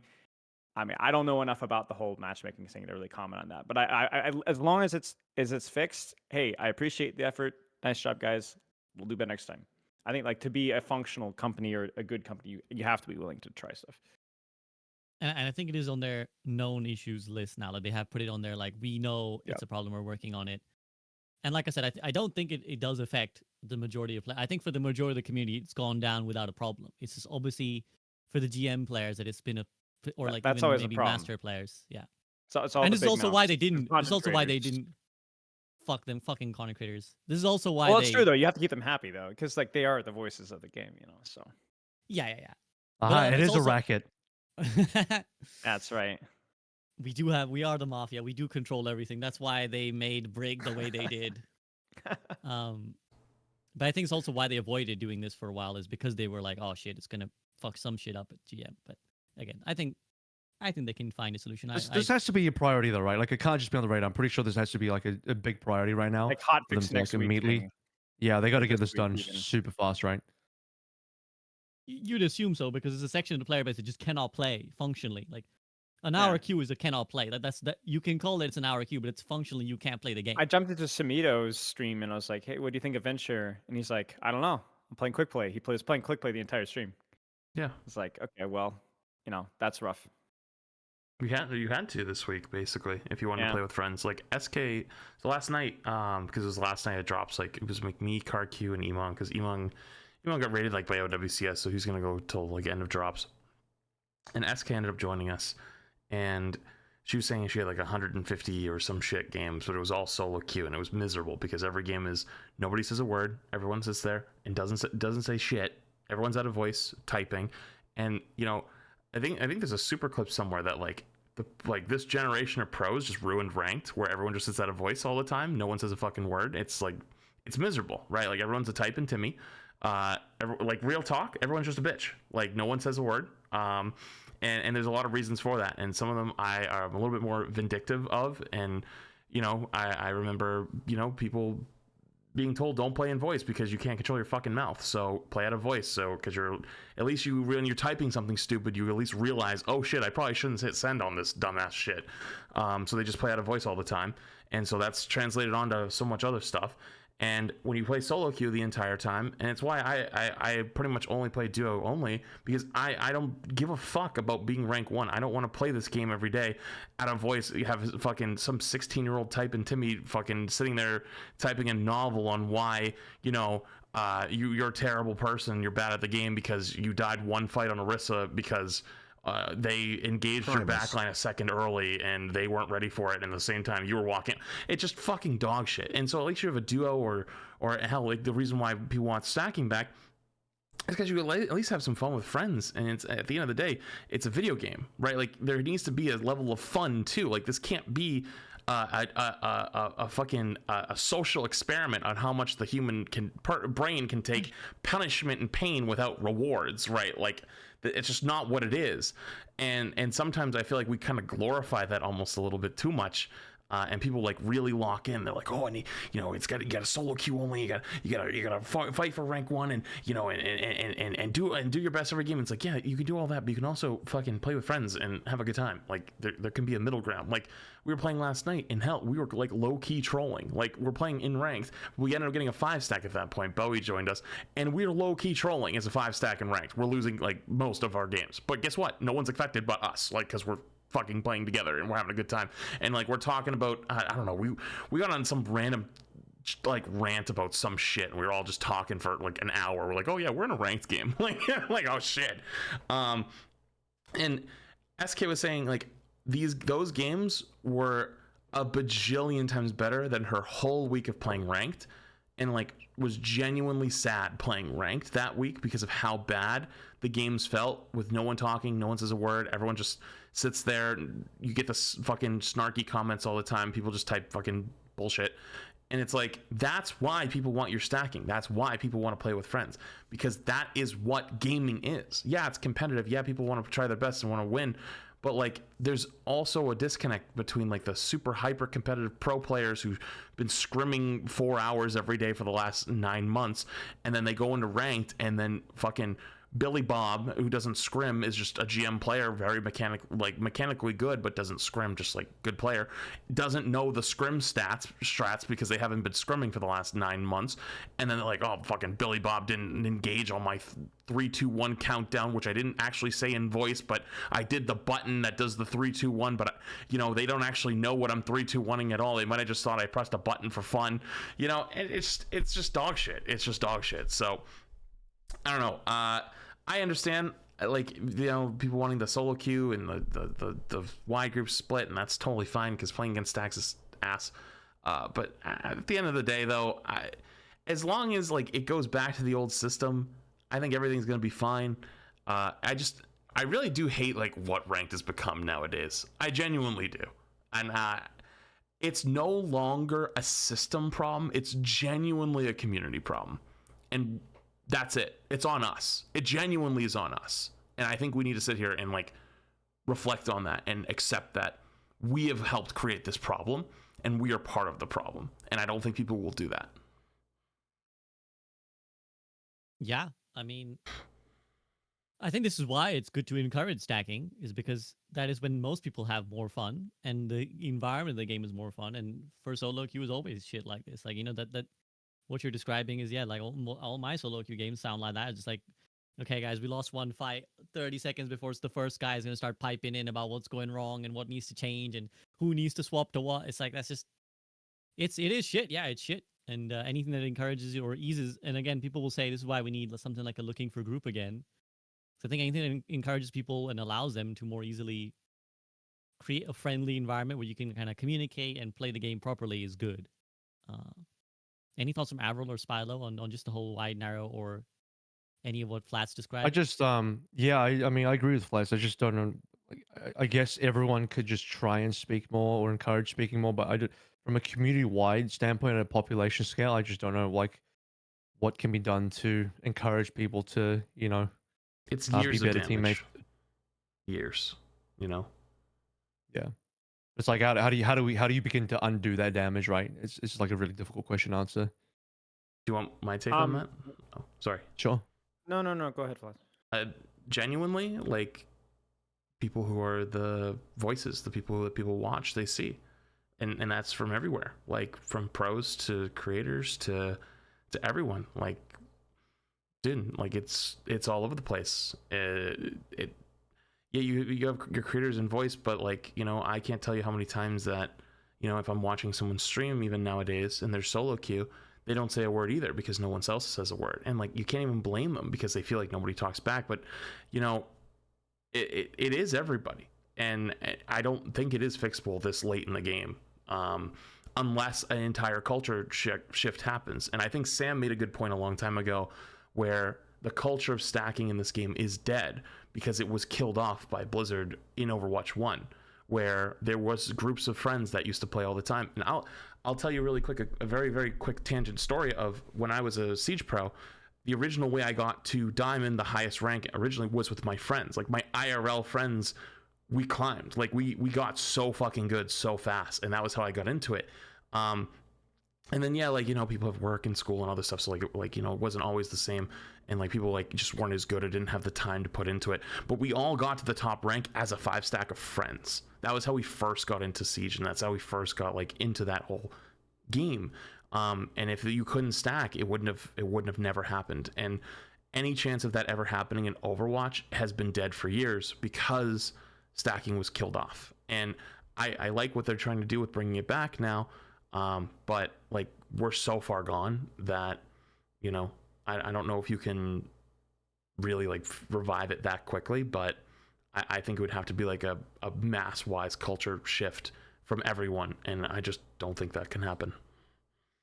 One of the things in my community, like within my Patreon community, is like a lot of the players that like I'll pug with them a couple times a month and we'll hang out and we'll play quick play and stuff like that. But one of the things that I noticed is that they a lot of these guys like they play rank together a lot. They'll 5-stack, they'll 2-stack, they'll 3-stack, they'll get into groups, they'll meet new people. And I'll be like working or coaching and I'll like look in my Discord and there's like 3 people in the voice channel like permanently, or like 2 people or different thing. And I think like stuff like that is kind of like that's how you build back like rank to be fun for people. It's like define. I don't know if it's the LFG feature. I don't know if it's like the small communities within the communities or finding IRL friends or whatever. But like I think like to make the game feel rewarding and more fun is like it's gonna be through like the social side of things, because I think like that's just psychology. Like people just enjoy it more when you're working with somebody else. And if that's not the most effective way to rank up, that's still gonna be the most fun way to rank up for like the vast majority of people. So like I don't know how Overwatch would do that. I don't have any suggestions. I don't know if it's clans. I don't know if it's LFG. I don't have the solution there, but I think that if Overwatch ever did that, it would probably be either through some like end of season reward stuff or finding more ways for people to meet and socially like interact with other people and find people that are of like mind they want to play with. Yeah, I think I agree with Flats in that it's the community who's at fault, but at the end of the day, the solution has to be like Blizzard has to do it. Like because as much as we can try and influence the community, we there's so many people who will never listen to a single content creator or whatever, or even a pro player. And it's like ultimately the game has to tell you that in-game feedback to be like you should be nice to each other. And I don't think like endorsements are enough. I do agree that like like an LFG or like a clan again, like it would be like if you imagine if like there was clans and every time you played in the stack with the clan, like if 2 or more people were in the same clan in a game, you got like clan reputation or something. And all of a sudden you have a system that's encouraging people to like, oh shit, I want to get reputation from my clan, or you can have like sub clans within a rank or something, right? Where it's like this is the best master clan, like they have all the like players that they play all the time, and they're like I don't whatever it is, that system that works, right? So I think that there has to be something looked at that. I don't know if that's even remotely on the short term horizon, but until then, I doubt we'll see a culture shift. And I also confess, like I've stopped coming a lot just because it gets fucking frustrating. People know you too, right? Like if they recognize your SCB, and they're gonna go off. They're gonna say the most heinous shit. I know, And it's like they're gonna go after whatever it is because they know who you are and they're an anonymous face behind the internet. So Yeah, 1000%. That's why I stopped mostly. It was like, oh, you're SVP, and then it Yep. begins, and so you Yep. just yeah. So You you get just streamer buff as well, like like Flats was saying, people focusing you on the oh enemy team yeah. too. You know, 100%. you wanna know what's funny? I've had more adventure games. I've had like 50% of my venture games as I'm leaving a spawn, I can already hear the enemy teams on Farah because they know I'm one tricking venture. So I'm That's wild. You know what's very funny actually? I don't know if I saw Frogger made a tweet like the other night that he's been getting flamed like crazy using the streamer mode. You know, when I play Overwatch, I get flamed all the fucking time. And since the streamer mode came out, unless someone does like the block thing and they're like very specific, like, oh, fuck you, Flats, I have not been flamed like almost a single time. Yeah. Streamer mode W. I mean, they gotta fix the block Well- bug, but you know. I guess W for depending who you ask. If you ask Frogger, then no. Why is he I think getting it flamed? Like how probably they know? because like they would have not flamed him and they known he was Frogger. Because probably he's doing like Lucio shit in the back line, and if you know it's Yes. Frogger, you're like, okay, Oh, because they think it's I a trust random it's person Frogger. doing Lucio Right? They shit. think it's some I see. random guy. Ah, there it is. There it Uh, is. Yeah, like I've got honorable Umar- I've tank got- player versus Reddit Lucio in your back line type of. You get what I I'm see. saying? Like, I see. yeah. I've got Umari He's in my just like, chat. no, I'm who's actually running- Frogger, guys. I'm actually Frogger. Like, No, for real, for real. I was just saying I got Umari in my chat, who's one of ML7's mod, and saying that like ML7's get flames a lot more now with streamer mode, and then like shared a clip that says, "Here's a clip of Cloudy flaming ML7, not knowing it was ML7 because it's like on a streamer mode." So yeah, that's the downside. If people like, I it gotta watch this depends. clip. I can understand for Flats, right? Where it's like, if depends on how people treat you, depending on who you're playing. Like if it's ML7, you're gonna be like, oh shit, let's not flame him. But then like some people are like, yeah, I want to lay. The normal randoms will love laying into the streamer. So Mhm. it depends on who it is. Okay, let's. We've gone on for a while, so I won't go through every single thing that's new here. We'll save some juice for like, a future podcast. But there's one thing I'll quickly address because I don't think anyone will have like too much to say about it. But it is a W, is the zimming change, like the console change that's come through from Blizzard, which is that they've kind of essentially said they're actioning upon, what was it, unofficial peripherals is the technical term, like the unapproved peripherals. So basically Zim, which I know the console community is very happy about, and that should hopefully really help with the cheating problem and also wipe out the majority of the top 500 leaderboard on console. But yeah, Spilo, I saw you kind of put a little thumbs up type gesture there, or I don't know what is this called, guys? What is this gesture Okay, called? it's the okay. It's okay. Okay. It's okay. Yeah. Okay. So you did a yeah. little okay. How do you feel about this? It's good. It's great. I coach a lot of GM top 500 console players, and every single time I get into a voice call with them, I'm like, why? How do you handle this? Like, how do you survive the mental abuse of knowing that no matter how hard you work, there's that 90% of the games that you're going to lose is just because some jackass is playing Cassidy and mouse and keyboard. I don't understand how they do it. I wouldn't have the mental fortitude. So hopefully, like this, like opens up the competitive environment a lot. I mean, obviously, I'm sure it's going to be an uphill battle. Progress is made. They find a way around, and vice versa. But like, I mean, to state the obvious, it good. Avril? I'm still curious as to how they're going to be able to fully combat it, because as I understand, like, it can still be a pretty hard thing to detect. I mean, I don't know too much about zimming, but I saw the response from the zimmers. Like there's some like zimming community Discord where they're like, "Don't worry, guys. Blizzard keeps saying they'll do something about it. They can't actually do anything about it. Our zimming is undetectable. All this kind of stuff. Like, so I don't know. I guess I should give Blizzard the benefit of the doubt. Maybe the zimming community is just like overrating their ability to like dodge being detected. But I'm very interested into like if Blizzard are going to be able to actually nail this or not, because otherwise you're going to get false detections and you're not really going to solve too much. It does seem like a very, very difficult problem to solve, because I mean can get like pretty nuanced in terms of it mimicking console inputs. So I really do hope they can solve it, but it seems extremely hard. So I don't know if they can achieve it or not.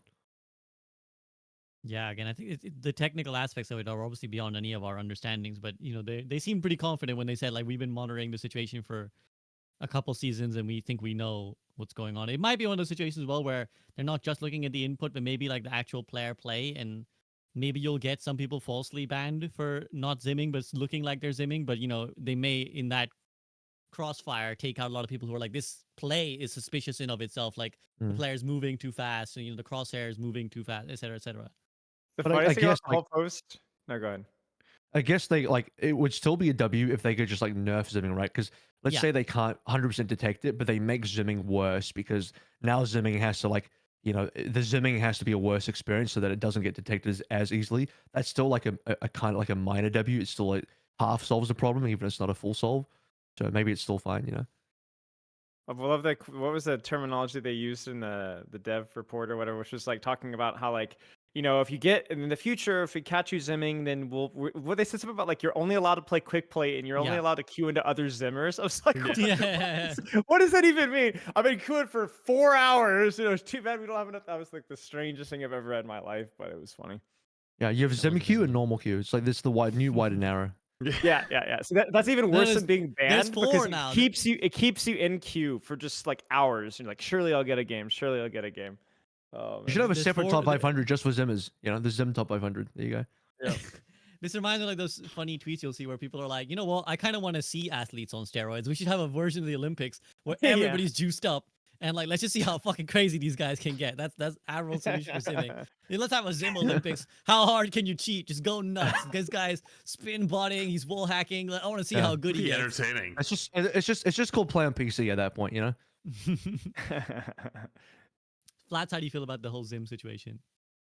Good. Thank God. Honestly, console players have probably suffered more than enough. So happy for them. But of course, though, you got to deliver. So I mean, typically in this type of scenario, like with even like cheating, right? Like there's a big fog of war aspect where you don't really want to tip your hand. The fact that they've come out and said like, oh yeah, we're coming for you. Like we know, we've already found you. That's got to be like an unbelievable amount of confidence. And like, when you have like, you're saying like the Discord or Reddit, whatever, it's like, they're like, oh, we're fine. Yeah, of course, the people who sell the stuff have a vested interest to say, oh yeah, it's gonna be fine. Does that actually mean it's gonna be fine? I don't know. I hope that they're right though, and that they do have the detection already figured all out, and like they're ready to just start smoking people.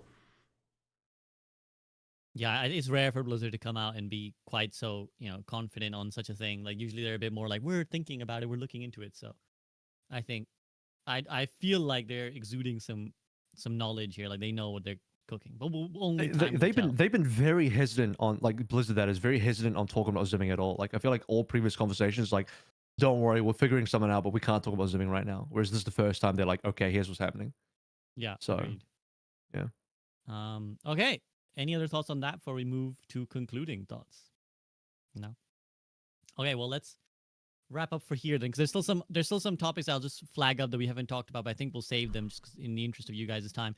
I know AVRL was like, I've got a 4-hour limit, SEB, so I'm gonna give him a nice little break. He's going back to back on podcasts. You're gonna hear him and on I can go one more Plat hour, Chat in a guys. minute. Yeah, it's fine. I think reinforcement more won't be too hour, angry. surely. We'll be good. Yeah, surely. We'll save it. We'll maybe pick back up. We had to delay the last podcast, so that's why it's on a Monday instead of the normal Friday. Maybe we'll pick back up on Friday. So I was gonna mention like Clash, which we'll talk about another time, and also the CS controversy, the Blizzard America CS, PJ and where else the other guy was. PJ, my boy. Absolutely cooking people on the internet. So I we'll love save sending that people to for PJ now. Just report them. Just yeah, report so them. we'll touch that another time. I heard. Yeah, go ahead. Sorry, real quick, just a funny joke. I think was it maybe I think it might have been moist critical. This is the level of like this is how bad it's gone. We don't have to get into the topic fully, but like this whole like Blizzard CS customer service, like the whole swearing ban thing has become such a massive thing. Like Asmongold's talked about it. Charlie Moist Critical's talked about it. I think Charlie's name was like, oh yeah, PJ. That's like his name is Profanity Janinet or something like that. That's what PJ stands for. He just please have the profanity. Oh, it's so funny. It was like, yeah. I will say one thing. I'm honestly shocked that Blizzard hasn't said anything. I feel like it's actually so bad for their PR that they haven't said anything. Like that whole like ordeal, whatever. But like this needs to be like damage control needs to come in like really fast and like actually make What do a you want clear to say? statement. Nah. Well, okay. First off, but the thing is, it's like, why is that an issue now? This kind of stuff has been said for years. Why is it now a problem now? What's changed? It's like the cop pulling you over for going 1 mile an hour over the speed limit. What do you want Blizzard to say though? I don't know. Clarify their code of conduct or something. Because like again, it's equivalent of like a cop pulling you over for going 1 mile an hour with the speed limit. Like, You could since when argue has they that a have thing? said something. You could argue that Blizzard CS have said everything they need to say, right? Like you could But argue you need Blizzard an have official said. statement. You need an official statement because you're saying we have what 6 years of where you were allowed to do whatever you want within reason. Okay, we all know the reporting system was inconsistent, but for 6 years, and now we're cracking down. Why now? You need a statement. The amount of negative PR that you're getting right now, like I think that you have to say something. I think that you have to like either draw the line in the sand and be like, this is exactly why we're doing these things. This is why.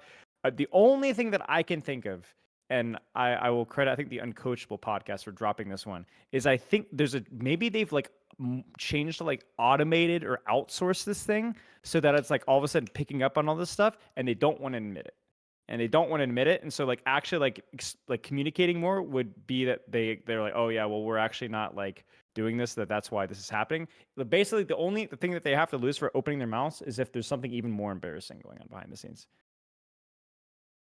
Because like why now? Yeah. Why is this a topic now? Like why is this a thing now? Like why is this what happened? Why is this all of a sudden like the topic to discuss? I mean, I find it very ironic because I know multiple people that are still play this game every day that say the most heinous shit. They just have 90 accounts and nothing ever happens to them. And it's like, guys, you guys are such a fucking joke. It's not even funny. I like a lot of people at Blizzard and in the Overwatch team. I've never liked the CS team. You remember being there at SVB, that first summit where everybody explained and sat there and talked about, you know, all the stuff they've been working on, trying to make things better, and all the stuff they're excited for. And CS just sat there and just patted themselves on the back for 35 minutes. And I was like, you guys are fucking stupid. You guys are actually so fucking dumb, and your heads are so far up your own asses that you're smelling your own shit and think it smells great. Like, God, dude, anyways, I think you're probably right. I mean, like, there's a reason why you almost never get a human response. It's all automated for sure. I feel like that's known, isn't it not? Like, it is automated. Like, that's why they always tell you to report as close to the incident as possible. And there's a blog post that came out that said that they're trying to figure out a better way to make it so you can report instantly, because there's too many buttons to report mid-game. Like mid-fight, if somebody says something stupid or says something fucked up, you have to like hit escape, then go to their name, then right click, then go down to report, then you hit report, and then there's the 3 options, then you click an option, hit the continue, then, you know, everyone just do all the options, then you hit continue again. Flats. Not too scary, but I think PJ is behind you right now. You might want to turn around. I got PJ on speed dial, dude. We're good. Fuck, dude. I sent someone to PJ the other day. I was playing quick play with like grandma and Swanks, like a couple people, like we're just vibing. They're like diamond, like on like off rolls, and you know we got some fucking sweat lords like hard flaming them all game and quick play. I sent that guy to PJ, and then I had to restart my game like 2 games later. Came back, boom, got the report message. I was like, damn, PJ, we're quick. Hey, damn, dude, you don't fuck around. You know, it's. I feel like it's always been like that, and it's weird because. In instances where someone's lying, they'll say something, but if it's an actual actionable report, like apparently they can't say anything.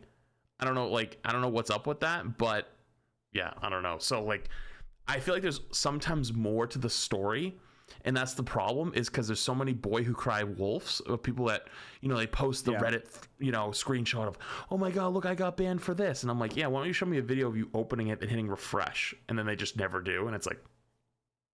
Yeah, that's interesting. 2 things. I can inspect element. First of all, Flats has got PJ on call like a mob boss calling up a hitman. Like, yo, got to put a head out on this guy. PJ, take care of it. So number 2 is like, yeah, I think like this all came from the collegiate player Derpy, right? And then it came out recently that he's actually been banned like 6 times already, or he's had like, you know, 6 infractions already, and he's had like a history of this. So yeah, I think there's just like more context. There's always like way more context to the situation. Yeah, and that's kind of we're talking about it now. So let's talk about it. So that was kind of like what is interesting about it, because you know it started from people being like, "Hey, Blizzard CS, why am I banned?" And then they'd be like, "Well, you use some words." And obviously the comedy of it came when it was like, "You use the F word and SH word," and it's like, "Well, we're not fucking Mormon." Sorry, I said PJ. I'm sorry, I swore there, but.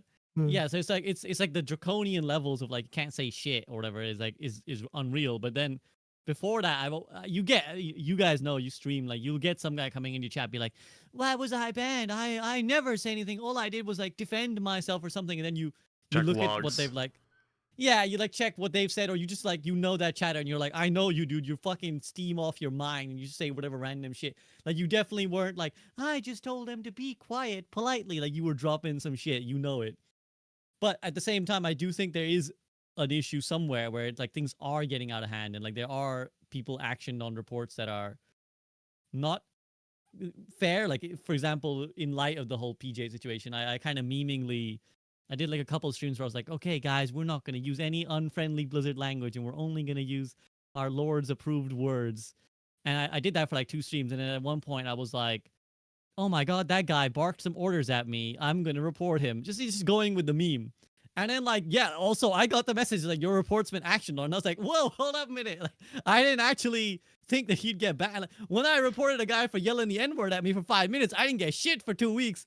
But I PJ'd on him for like, telling me what hero to play, and he got banned. So it was like, it was a bit surprising. I was just like, I don't know if there is something to this. Like, I don't know what is going on.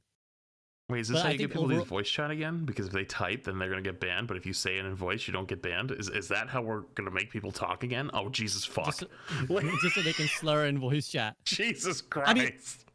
I mean, I will say that I think the end goal of trying to reduce toxicity is a good one. It's just that we're not going to do it by banning people from saying fucking shit. Like, well, you also saw what the Rise OW, like, I'll link it in our Discord here, where they had like they listed all the things that got them banned. It was F, that was clean Hanzo. I respect the Casimir. Go back to it, please. Don't just play the better outlaw. That's not fair. You have a pocket, and I don't. That makes it fair. Nice shot. That scared me. GG. I respect the Cowboy. BAMF. Yippee, may we meet soon as allies rather than foes. And this was listed on the email from Blizzard as like the tag. It's like stuff like that. Like, what's going on, guys? Like, come on. Like, is this a joke? Like, is this like what's going on? You're talking about like the just screenshot of that though, right? Yeah, that's true. That's true. But Blizzard CS was pinged in that. Surely you responded to that, no? They responded to. They might just be radio silent at the moment because like all the shit. Maybe that is true. That is true. Because like. Well, we've seen that before. Garlic bread was a great example, right? I don't know that example. Do you want to? You don't know about the garlic bread? Oh, so some guy got banned a while. So if you have used the streamer mode, you'll notice there is a garlic bread in the streamer mode. They memed it, right? And so a while ago, some guy got banned, and they posted their chat logs and were like, "I got banned for this." And one of the things they typed was garlic bread, and so they kicked up this whole stink of how they got banned for saying garlic bread. And Gavin actually hopped on Reddit and said, actually, what you've done here is you showed us a real ticket with a real ticket number that links to a real actionable ticket, but it doesn't say what you're showing. It says, actually, it says this, and like was like it hit him with the actually you're lying to us type of thing right now. And so that whole post got deleted. They deleted their Reddit post, and they basically just like immediately ran away, right? And I have a video about it somewhere. I can find it and link it to you. It was from a couple months ago. Like, I'm sure that would probably be like a better detailing than me recalling from memory. But basically, they were like, they called their bluff. I'm like, you're lying. Like, you are on Reddit. It was the #1 post on like the Overwatch subreddits. Thousands of upvotes, and everyone's complaining about how they get banned all the time, and they lied blatantly. They inspect Elemented. And so they got caught and they ran for the hills. And so the whole point of what I was trying to like, what I'm alluding to here is I hate to say it, but there needs to be a little bit of skepticism because there is a lot of people who cry wolf in these types of situations.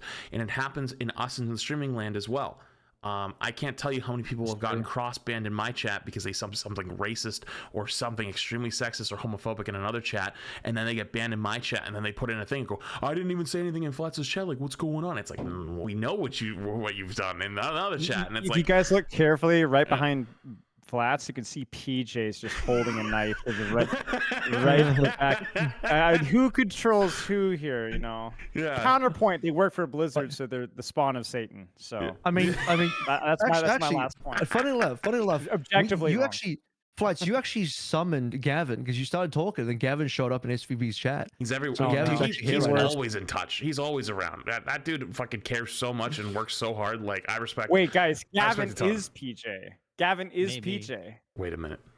We've never Gavin, seen can you Gavin and confirm or PJ deny in the this? same room. Yeah. We've You never guys seen can them in confirm or the deny this.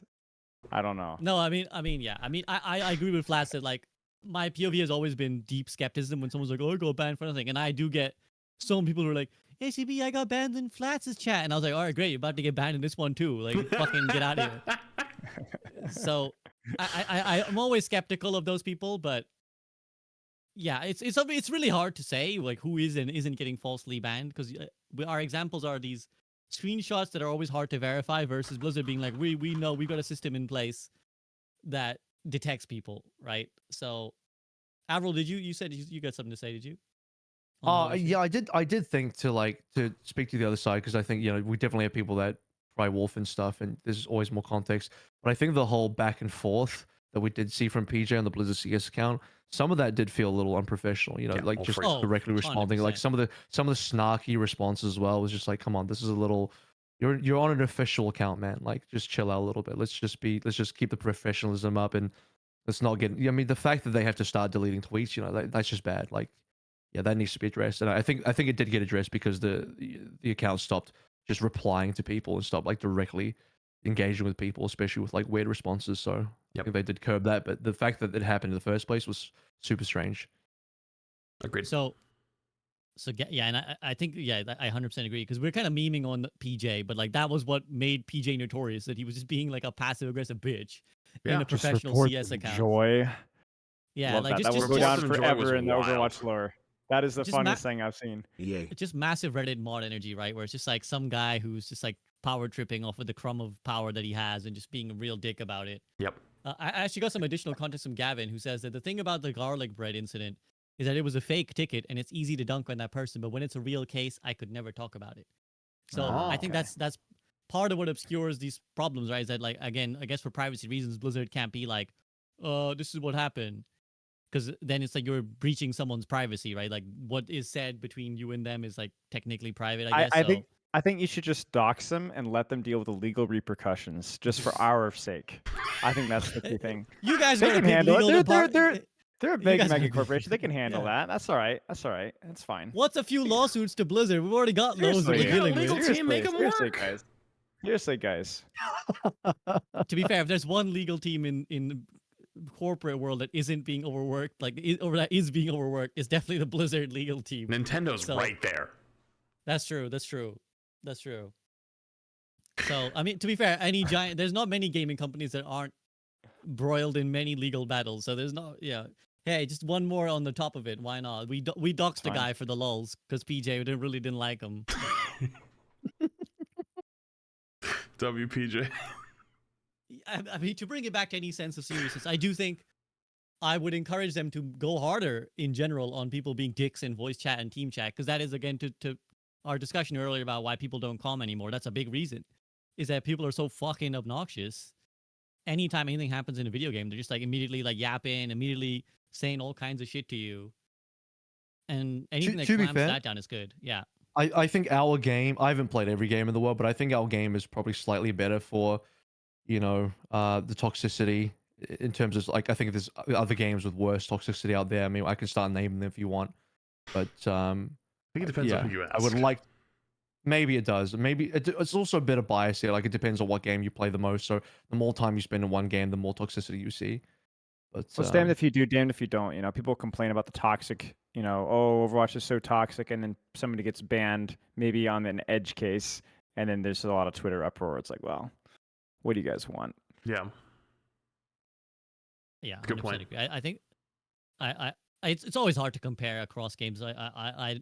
Who could really say, like what?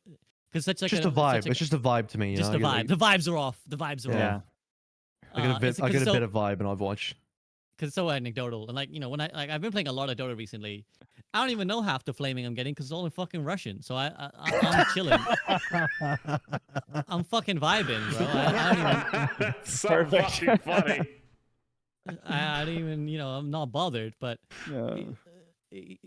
I do think that this whole like counterculture of like, oh well, you can't even say anything anymore in a video game is again usually red flaggy to me. When someone is like, you Dang can't even say libs. yeah, Man, back in fucking my libs day. stopping me from Back in slurring my in day, voice man. chat. But my free speech. That's what we need. We need a slur per 10 meter to actually decide which game is the most toxic. Slur per 10. That would be wild. Well, they have the automation for it now. That's another It's question. like- Okay, what last thing? My thoughts on Blizzard CS. Why are there not certain words that are just automatic? Like you're Bingo. banned? Like, Bingo. Why is that not a thing? I actually like legitimately curious. No passive aggressive here. Like, why is that not a thing? Like, come on. It's like there's a certain line. So that you I should just- remember. there's no- I actually don't know if I'm allowed to. Say there has this. to be a good. I'm not like trying to be passive aggressive. There has to be a reason that I don't understand. Like, I really don't understand. I'm just curious. The conflict SVP just went through and I watched all of it in like a half a second. It was great. Okay, I'm gonna pass because we talked about Blizzard's strong legal team, so I don't want to incur the Yeah, wrath. sure. Um, Again, there's more PJs accumulating PJs as we speak. PJ, no. Yeah, I agree that I think that like there should just be like straight up you if you type something, it shouldn't just be that like it filters it. It should just be like, yo, you tried to say that, get the fuck out of our Yeah. game. Yeah. So I 100% agree with you on that. I there's a train of thought. I think I just generally again my stance is, yeah, clamp down on shitheads and if they're like, oh, I can't even say shit in my game, it's just you're an idiot, man. Like it's not that hard to just be nice. Well, people are fucking stupid. They think first off, people think free speech means you can say whatever you want. You can say whatever you want about the government and whatnot, but that does not mean your freedom of consequence. Like, you got to say the words that left your mouth. Congrats, but like now you're not allowed to. PJ will hit you People with out a of that mallet, community. so- Yeah, that's called a consequence. That's what happens. It doesn't. You're free. You have freedom of speech, not freedom of consequence. Like I think sometimes people don't know the difference between those two. And also people and really well said, but I also think what people forget is that like for all of your like, why can't I like in my COD lobbies, they sucked. That's what you're fucking forgetting. It's like in my COD lobbies, people used to say kinds of shit, all kinds of shit. Oh, those fucking sucked, and nobody had a good time. Like, and you know who particularly didn't have good times? People who were the target of those shits. Like especially anyone who was vaguely a minority was getting the shit like slurred at them all the time. And like we know, for example, how hostile gaming is for women, and it's like there's been so many threads recently on Twitter that I've seen from female content creators talking about like, hey, like when you guys speak as a woman in voice chat, like do people respond really weirdly? And they were all like, yeah, they all had their own stories of like how weird people are when the minute they hear a girl talking, like when they think it's a guy playing, they behave one way. And that's one of the most obvious ways that like you can differentiate someone who's like from a minority background in a voice chat. And it's like, yeah, guess who those CS lobbies and those COD lobbies were really shit on is women. And it's like, thank God we have more people trying to police people being fucking weirdos. So if that's the objective you're defending, like you're defending the wrong nostalgia tinted glasses, Yeah. Mike. Like you're defending the wrong period. Those good old racist days, guys. Such a shame. Who This defends is just that? this is like that Taylor Swift lyric that I keep going around, which is like, if we could go back to an era, it'd be the 1830s, but without all the racists. I was like, okay, this is what that feels like. Where it's like we should go back to those COD lobbies, but without the racists, right, guys? Right? Yeah. Oh, okay. Any other thoughts on the whole CS issue before we move on? Any thoughts on PJ and his ilk, AVRL? I'm good. No, I think I've said everything I need to say. Fair. I Okay, just hope, well, I just hope we can move past not us right now. I just mean like the community. I think it was just unfortunate that it ended up being another thing that like people even outside of Overwatch dunked on us for. So less things where people can dunk on us would be good. Yes, to be fair, I think the wider gaming community loves dunking. Like that's why I think all those big creators came in, because they were like, Blizzard fucked up again. You guys, get those thumbnails ready. Get the fucking Blizzard It's down just, arrow. every time I see like a giant content creator like on the Asmongold level, and I see like a Overwatch video, I'm like, oh, here we go. This is a dunking video for sure. So I just please save Can us. you imagine the day? Can you imagine the day that there's like an Asmongold video where he's like, Overwatch is good? Question mark. I'd be No. like, what the fuck? No, Smile is like, No. no. Well, there's people that build their brand on it. At some point, actually, No, it's no, like the only person you have to be careful. the one person I gotta give credit for that makes positive Overwatch videos is Spylo's I Love Overwatch video. I can't. What was the title of the video? But it's the one that you had like a I love letter to really Overwatch positive. too. I love. There we go. The unbelievably positive Overwatch video. So positive.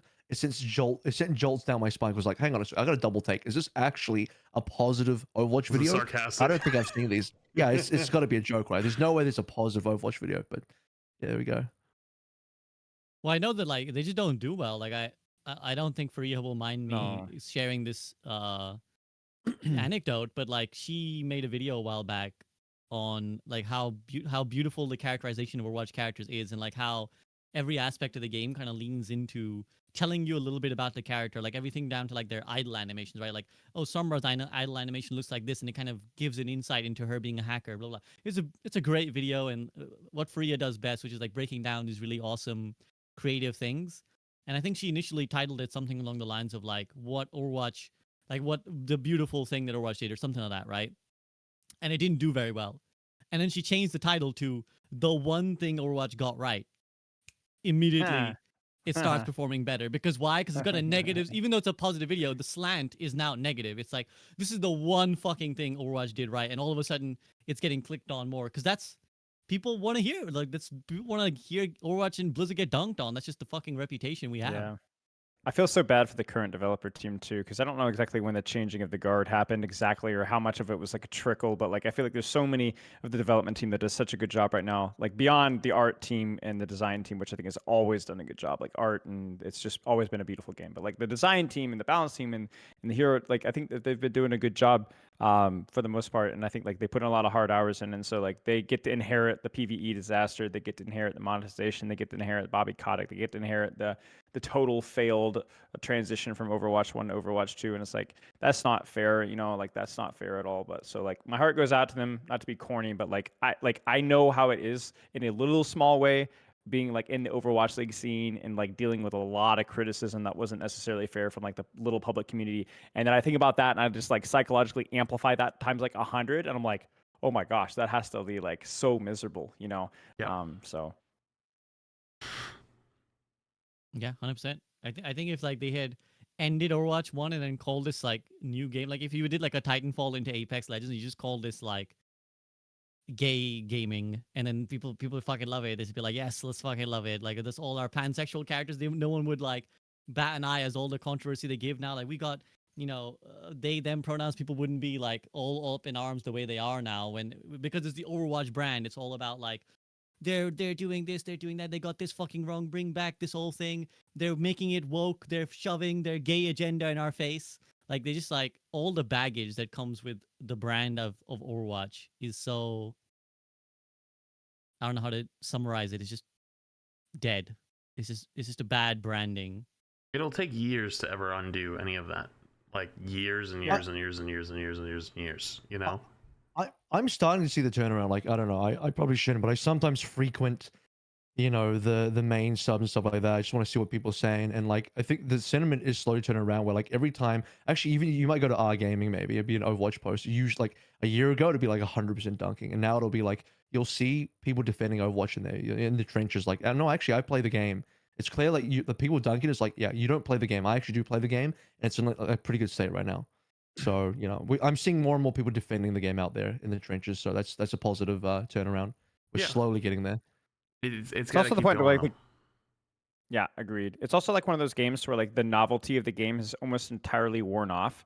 And let's face it, guys, like this is, I wouldn't say a niche game by any means, but there you have to have a certain type of enjoyment to enjoy Overwatch. Like the whole ADHD MOBA MMO first person shooter nonsense. Like it is not a first person shooters by the traditional sense of the term. And a lot of people that like traditional first person shooters liked it initially, not because they liked it, but because it was new and it was different. And then once things kind of started to settle down, they're going to move on, they're going to play a different game. And they're never going to come back to Overwatch as long as it remains Overwatch. So I think that like we're at a point in time now where the game is, it's Overwatch. People know what to expect with Overwatch, and it will continue to be Overwatch. I don't think it will ever be like, it doesn't have the broad appeal, I think, maybe that some games do. Just because it is so unique in that aspect. And yet that uniqueness is why we're still doing this. Yeah, I mean, I don't know. I mean, it was really, really, really popular. So I don't know. I don't know if it It was really, really doesn't have. different, you know? Like it was like really fresh. Like how Yes, it long was really fresh. I think that's just an inevitable problem with any game. I feel like you lose Yeah. the reputation eventually reaches this like low point of like general hostility. Like even if we think of League and Dota, League in particular, because it's like maybe the more publicly talked about game. Like Dota is also very, has a strong community, but Yeah. League is probably the one that has the more general media understanding, and people's general perception of League is that it's a shithole, right? Like it's full of people being toxic and degens and e-daters or whatever, right? Like people's reputation of Right. League is very low.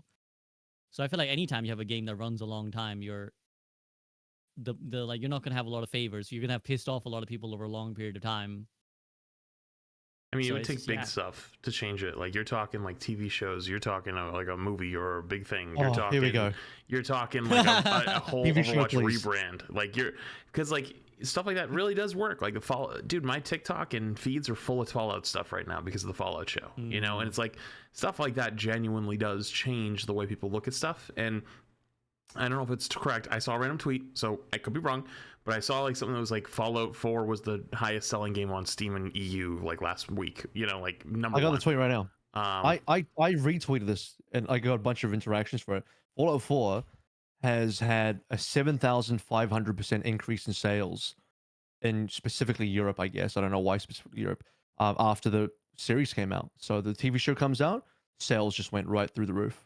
Same thing happened for Cyberpunk, right? So and shit actually works. this is gonna sound maybe a little controversial, but I played Cyberpunk. That game was still buggy years later. Like pretty buggy. The driving system was fucking atrocious. And my chat was so like, bad. Fletch, you don't know how to drive. Bitch, I know how to fucking drive. I'm telling you I do. Okay? Like I was driving Show them your license. I was driving the 911, like the 911 turbo car, because like it was like the only like real car, quote unquote, that like felt like an actual car. Like it had like a little drifting and had all this stuff to it. Okay, they're all spamming fucking copium. That driving mechanic was goddamn terrible, but everyone has such a good impression of Cyberpunk now, and it like one like turnaround game of like all these things, and I swear to God, it's all from that fucking anime because I had fun playing it. It was a good story, but half the gameplay, like if you went the melee build, is you just like jumping in, going like it's so repetitive. But I had fun. I had a good time with it. Don't get me wrong. I loved the story. There was a lot of good to it, but the story was never the problem. It was super buggy and there was problems. But everyone's perceptions like so changed because like, oh my God, like I got the jacket from the anime. That's so fucking cool. And there was like little references to certain things, and it's like, oh, I know who that is. Like I forget the big bad guy, you know, like who I forget what his name. You kill him in the Adam Smasher. Adam Smasher. You know him from like the anime. You're like, oh, I know who that is. And it's like you have all these connections, and like that genuinely influences you. It really, really does. So like, maybe that's me, but I feel like Overwatch is like if I was the head of marketing of Overwatch and I had all the money and all the power and I was sitting there in my chair, the thing I would do first is I would make sure Overwatch is a good game again. Like, and I think that we've made a lot of good steps, except this season I'm not a big fan of, but like we've been talking about that for 3.5 hours, right? Make sure Overwatch is a better game again. People are enjoying it. Try to fix a lot of its problems, whether it's from toxicity, gameplay loop, actual hero design. You know, is it more casual friendly? Like, and I think like the hitbox, like the bullet changes, like a lot of people probably enjoy playing more now because like they feel like they hit more shots. Like they don't even think about that type of stuff, but like they're playing all of a sudden, they feel like they're better at the game. They don't feel like they suck as much because, you know, that just happens. You know, if you're like a silver, gold, casual player, you might not play as many FPS games, like just because you don't have as good of a time because you just get shit on sometimes, and that's not fun. Nobody likes to get shit on. That's the whole reason why we have MMR. And then once I made sure the game was good, I'm dropping that anime immediately, or that TV show. Like I like instantly. And you know what? Same day, rebrand the whole game from Overwatch 2 to just Overwatch, period. Just everything goes like, we're going back to our roots. We're going back to lore. We're going back to the story. We're refocusing our world around the cool characters. And then they come back and play the game and they go, holy shit, the game's actually not that bad. And then, boom, that's it. You got to do it. Just that would be my order. I thought you were about to say Surplus rebrand quickly. Overwatch 3. I thought you were about to add the 3 on there. I was like, no, That would be really funny, but no. The 3 is the anime. The new thing is the anime. well, they did. Wait, They did drop the anime very close to like the Cyberpunk 2.0 relaunch, right? So like the timing was deliberate. So yeah. Yep. So I got a quote here from a great book called Thinking Fast and Slow, and it says the tendency to like or dislike everything about a person, including things you have not even observed, is known as the halo effect, a common bias that plays a large role in shaping our view of people and situations. Basically, psychology snowballs really fast in either direction. People are willing to Mhm. overlook things if they get a good initial impression or something culturally happens that says, "Hey, that is good." They're way more likely to forgive other stuff, and not just like, oh, they tune it out. Like they just enjoy the game more. So like Overwatch, obviously, like it's hard, really like when you dig a hole this deep, man, things snowball so quickly in the wrong direction. But like you can utilize that in the opposite direction as well.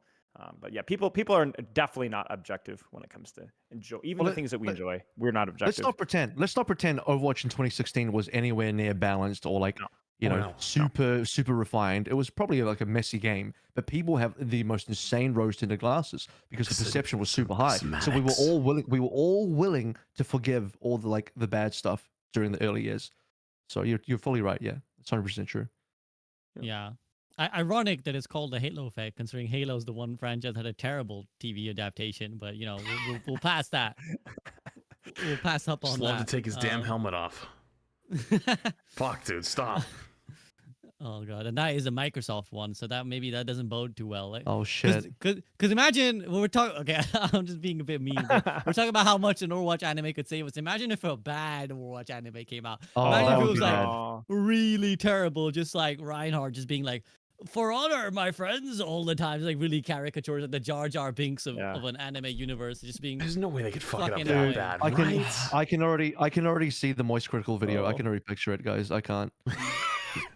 It's hurting my soul already. Like, Okay, well, before I destroy any of you guys' souls some more, let's move over then to the concluding thoughts. So we've talked a lot and far and wide about many things season 10, but and you guys were kind of largely, maybe a little bit downbeat on a lot of things that come this season. But what can they do to shape up in this rest of the season? And maybe I don't want to already be like, what about season 11? Because we're 1 week into season 10. So how about this season? What can they do to kind of to turn it around in the short term of this season? So I'll take it to Spilo just first. Spilo. Okay, Avril, you go first. Go just ahead. cues, just Ammo. cues. I'm just gonna say, just cues. Immediately fixed. They already know this. Gavin's in here. Everyone already knows. I think everyone at Blizzard, it's a priority. It should be a priority. If the queues are fixed, I think like most of the problems of season 10 are gone. That's it. That's Agreed. fair. Short and succinct. Play the game. If you can't play the Philo. game, it's pointless. Marissa. I mean, just short wish list for me is just quality of life stuff for Venture, and I think I would just like to see that like looking at the hero the hero list and like with my theme of stuff, which is always going to be the hero design stuff, like just finding like the low hanging fruit, the small adjustments, the things. What if we tweak that instead of what, like for example, like the life weaver thing, like the heroes may be fundamentally broken, but like instead of giving him a healing increase, can we do like the weapon swap, quality of life change, like as a buff instead? There's just I think like a lot of things that like I think we talked about like there's no real half measures with some of the bigger stuff, but I do think there are half measures when it comes to increasing the health of a hero design. Like you ready for a super spicy take? I actually think Overwatch 2 Bastion is overall like a better hero than he was in Overwatch 1. I think he's too strong for how easy he is to play, but I do think like it's not perfect, but it's a step in the right direction.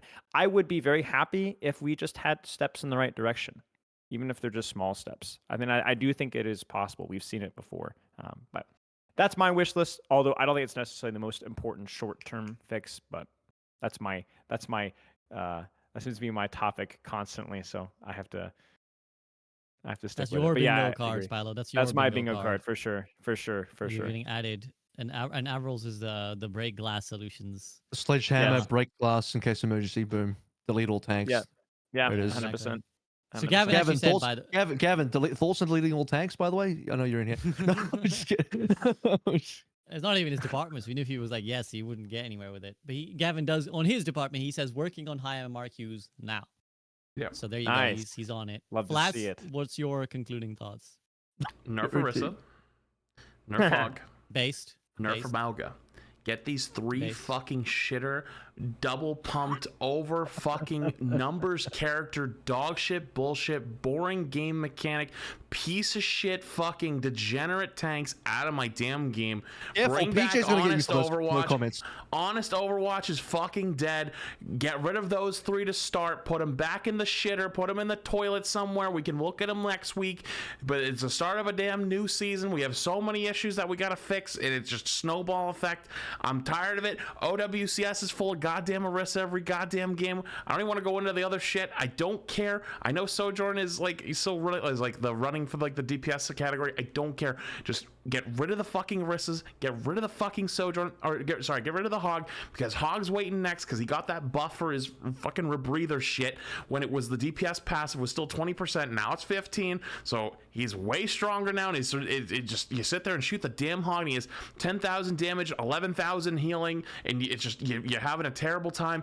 It's like shooting shields, but you just get the feedback. It's the same goddamn bullshit where in Overwatch 1 we sat there and shot shields and you got no feedback because you didn't get the dink dink dink dink of shooting the headshots. Well, guess what? Now you get the same thing. We get the dink dink dink, but it's still the same goddamn thing. You're just shooting something that can't die or it explodes. I'm sick of them. Get rid of those 3 fucks and we'll look at the rest later. That's how you make Overwatch more fun for the next month.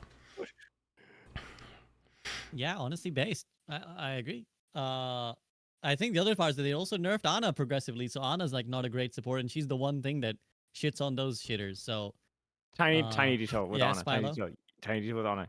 I'm convinced that 34.6% of why Ana doesn't feel as good is because she doesn't headshot since the Season 9 change. Everybody else can headshot easier, but Ana can't headshot easier. I don't think we want Ana to headshot, but just food for thought.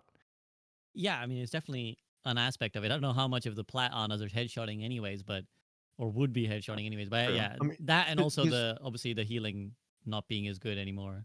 A lot of heroes don't headshot though. Is that really an issue? I don't think that's a major Just for problem, character is with it? a sniper weapon. But yeah, I don't want to derail. Yeah. Yeah, I mean there's something potentially there, but I think Ana just definitely. I would not want to see Ana headshot personally. So, No, just I saying. agree with that. Yeah, I agree. It's Mhm. risky to introduce sniper characters like that.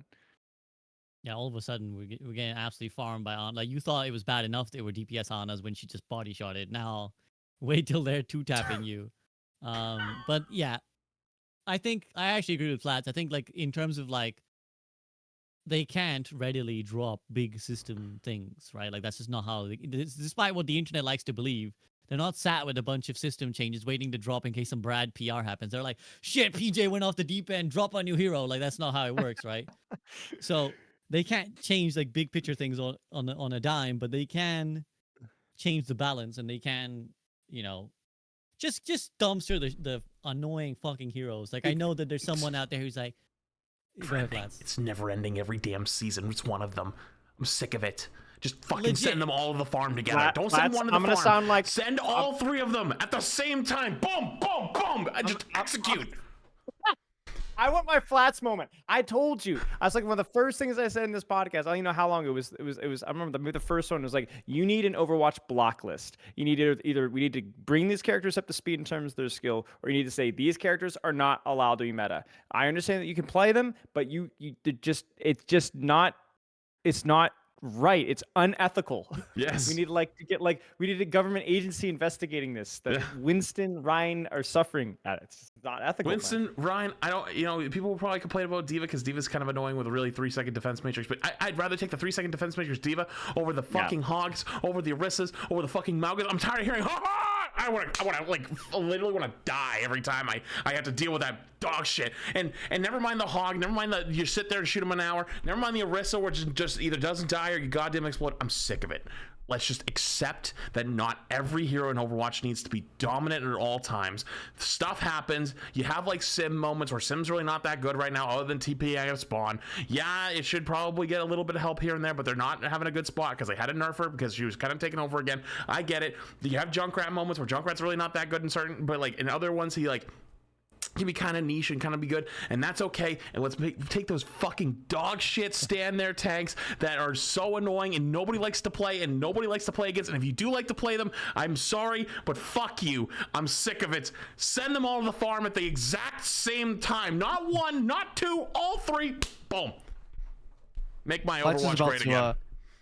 Lights is about to get banned on all the Hog and Malga and Orisa main subreddits, just like Jay got banned from the Symmetra main subreddit. They're already I mean, they've probably already had him on the list, but they're already typing up their threads right now, just like fuck this guy. It is. Well, I mean, it's always I like haven't gotten to war with every subreddit already. I'll fight you too. Fuck you. True. And I mean, I'll win. at the end of the day. End of the day, I understand the POV of people who are like, well, I'm a Hog main, don't I deserve to have fun? I get it, but no, you don't. No, your fun ruins everyone else's fun. Fuck you. That's why we got rid of DPS Doomfist. We got rid of DPS Doomfist because DPS Doomfist ruined all the support players' fun. And all the support players like, yeah, this is really great. And all the Doomfist players like, oh, this is really sad. Nobody fucking cares, dude. Shut up. It's just they just moved the tank. Yeah. I just think that there's certain heroes, if they make the game state so miserable, which clearly we've demonstrably seen that when Hog and Orisa are meta and Malga is meta, that like everyone's just fucking miserable. I think that's enough justification. I don't think we need it's not a fucking egalitarian system where it's like, well, every of these heroes needs to have rights. The fucking digital character, they fuck their rights. Fuck Hog mains. Like, I don't give a shit. Like, they don't need to have equal playtime and all that. Like, send them off. Fuck your win Send rate. them off. I want it lower. Exactly. Yeah, literally. Like I think it becomes irrelevant. Like the win rate, pick rate thing has to come second to like what does this hero do when they're strong? See, like when they're the meta pick. I felt this way strongly about Mercy until I saw the sales stats for season 10 on the Mythic. I'm like, oh, actually, maybe not. Maybe the Mercies can stay. Actually, you know, they fund this game, so I'll hate them a little less. They pay your paycheck, you Blizzard shill. Dude, hey, can we get some creator codes? I'd love to be a paid shill. That'd be fucking awesome. I'm tired of being the unpaid shill. Let's get it fucking going around here. Come on now. I'm sick of it. I can't. I'm tired of being on both ends, either doomer or shill. Hey, at least I want to get fucking paid for it. Come on, let's get it going. Anyways, I'm gonna go off the deep end. I want to check in the mail. Yeah, we're unhinged flat story. This is where usually Samito gets after a couple bourbons down him. Like, oh. Yeah. But yeah, I mean, I basically to say, yeah, I think the best thing they can do is make the balance a little bit like less favorable towards these heroes so that people can have fun with what they have. And I think once they fix the matchmaking, which I'm pretty confident they'll do, I think it's, there's a lot of good things here this season. Like, I think Venture is great hero, great release, great addition. And the wide matchmaking, narrow matchmaking, allowing you to play with your friends is good. I think that's good. So I don't think we're far from a good game state, but I do understand why we've come to this podcast with a lot of people feeling like I'm not really having a good time. So the good thing for me is I feel like there's just a lot of things cooking in the kitchen right now. There's a lot of things like balance-wise, but also like designs and new game modes and map reworks and new heroes. Like there's just a lot of things going on right now, and there's a lot of things to be excited about. Yeah, I agree. Hopefully one of those is a TV show. Am I right? So on that note, any other thoughts before we get going, guys? Counterpoint. If TV show was too much money, cinematics. Let's get it fucking going. Okay? Because, like, at least the 10-minute cinematics. What was the last one we got? Sojourn? And then before that was, like, Kiri. We're 2 years into the game. The word on the street, they were going to do Roadhog, Malga, and Orisa cinematics, but after your recent rant flats... Oh, they're going to kill them off? That's fucking awesome. Yeah, awesome. No, they're gonna do a team up. It's gonna be like an Avengers team up for those three in one cinematic. What's the anti-Avengers? Is there an opposite Avengers, like the Thanos squad, and like the Degeners? That's the name. Yeah, the Degeners. They're just the villain. They're the fucking villains of the piece. So they're just fucking. Yeah, why is Orisa a protector of Numbani? That is clearly an evil character. Like, they should make Orisa an evil villain. Like, get hacked by Sombra, become Talon. Why not? Just go all in. Like, she used to be. The original Orisa was a null sector. Remember, null sector bot. So that's where that's where Orisa comes from. Oh, thank God. That's the original lore. Yeah, that's true. Checks out. Okay, gamers. Well, I appreciate your time and company very much. So thank you to Spylo, AVRL, and Flats for joining me in another epic tirade of all things Overwatch and some things not Overwatch. And as always, please do show these guys some love. Fellas, thank you as always for your time. And if there's anything I can do for you, let me know. But otherwise, anything you want to say before we sign out? Yeah, I am flying to Korea in like 12, like 14 hours, something like that. So I'm headed over towards. This is my one moment to plug myself really quickly because it's my first time doing this. But I'm gonna be doing a bunch of IRL content in Korea over the next week for OWCS Asia LAN finals. So it's gonna be 4 days of LAN, then 4 days just hanging out in Korea, talking to players, meeting people, and just hanging out and doing some sick IRL stuff. So come by my stream twitch.tv/AVRL in the coming week, and it'll hopefully be really good content. So. Really looking forward to it. Thanks, guys. I will also vouch for Avril's quality of content, but only because he's had my thumbnails as Yeah, background for he's like been the giving you entirety of free this promo. podcast. So I I've have been doing, to. I've been doing I have promo for to. you, dude. Yeah, no, definitely go check that out. And Avril, I'm sure I'm sure you'll have some awesome fun and also some awesome scoops. So I look forward to that, dude, and safe travels. Thank you. All right, guys, and safe rest of your night as well. Peace out from me, and thank you very much. Have a good one, guys. You too. Stay safe out there from PJ. True.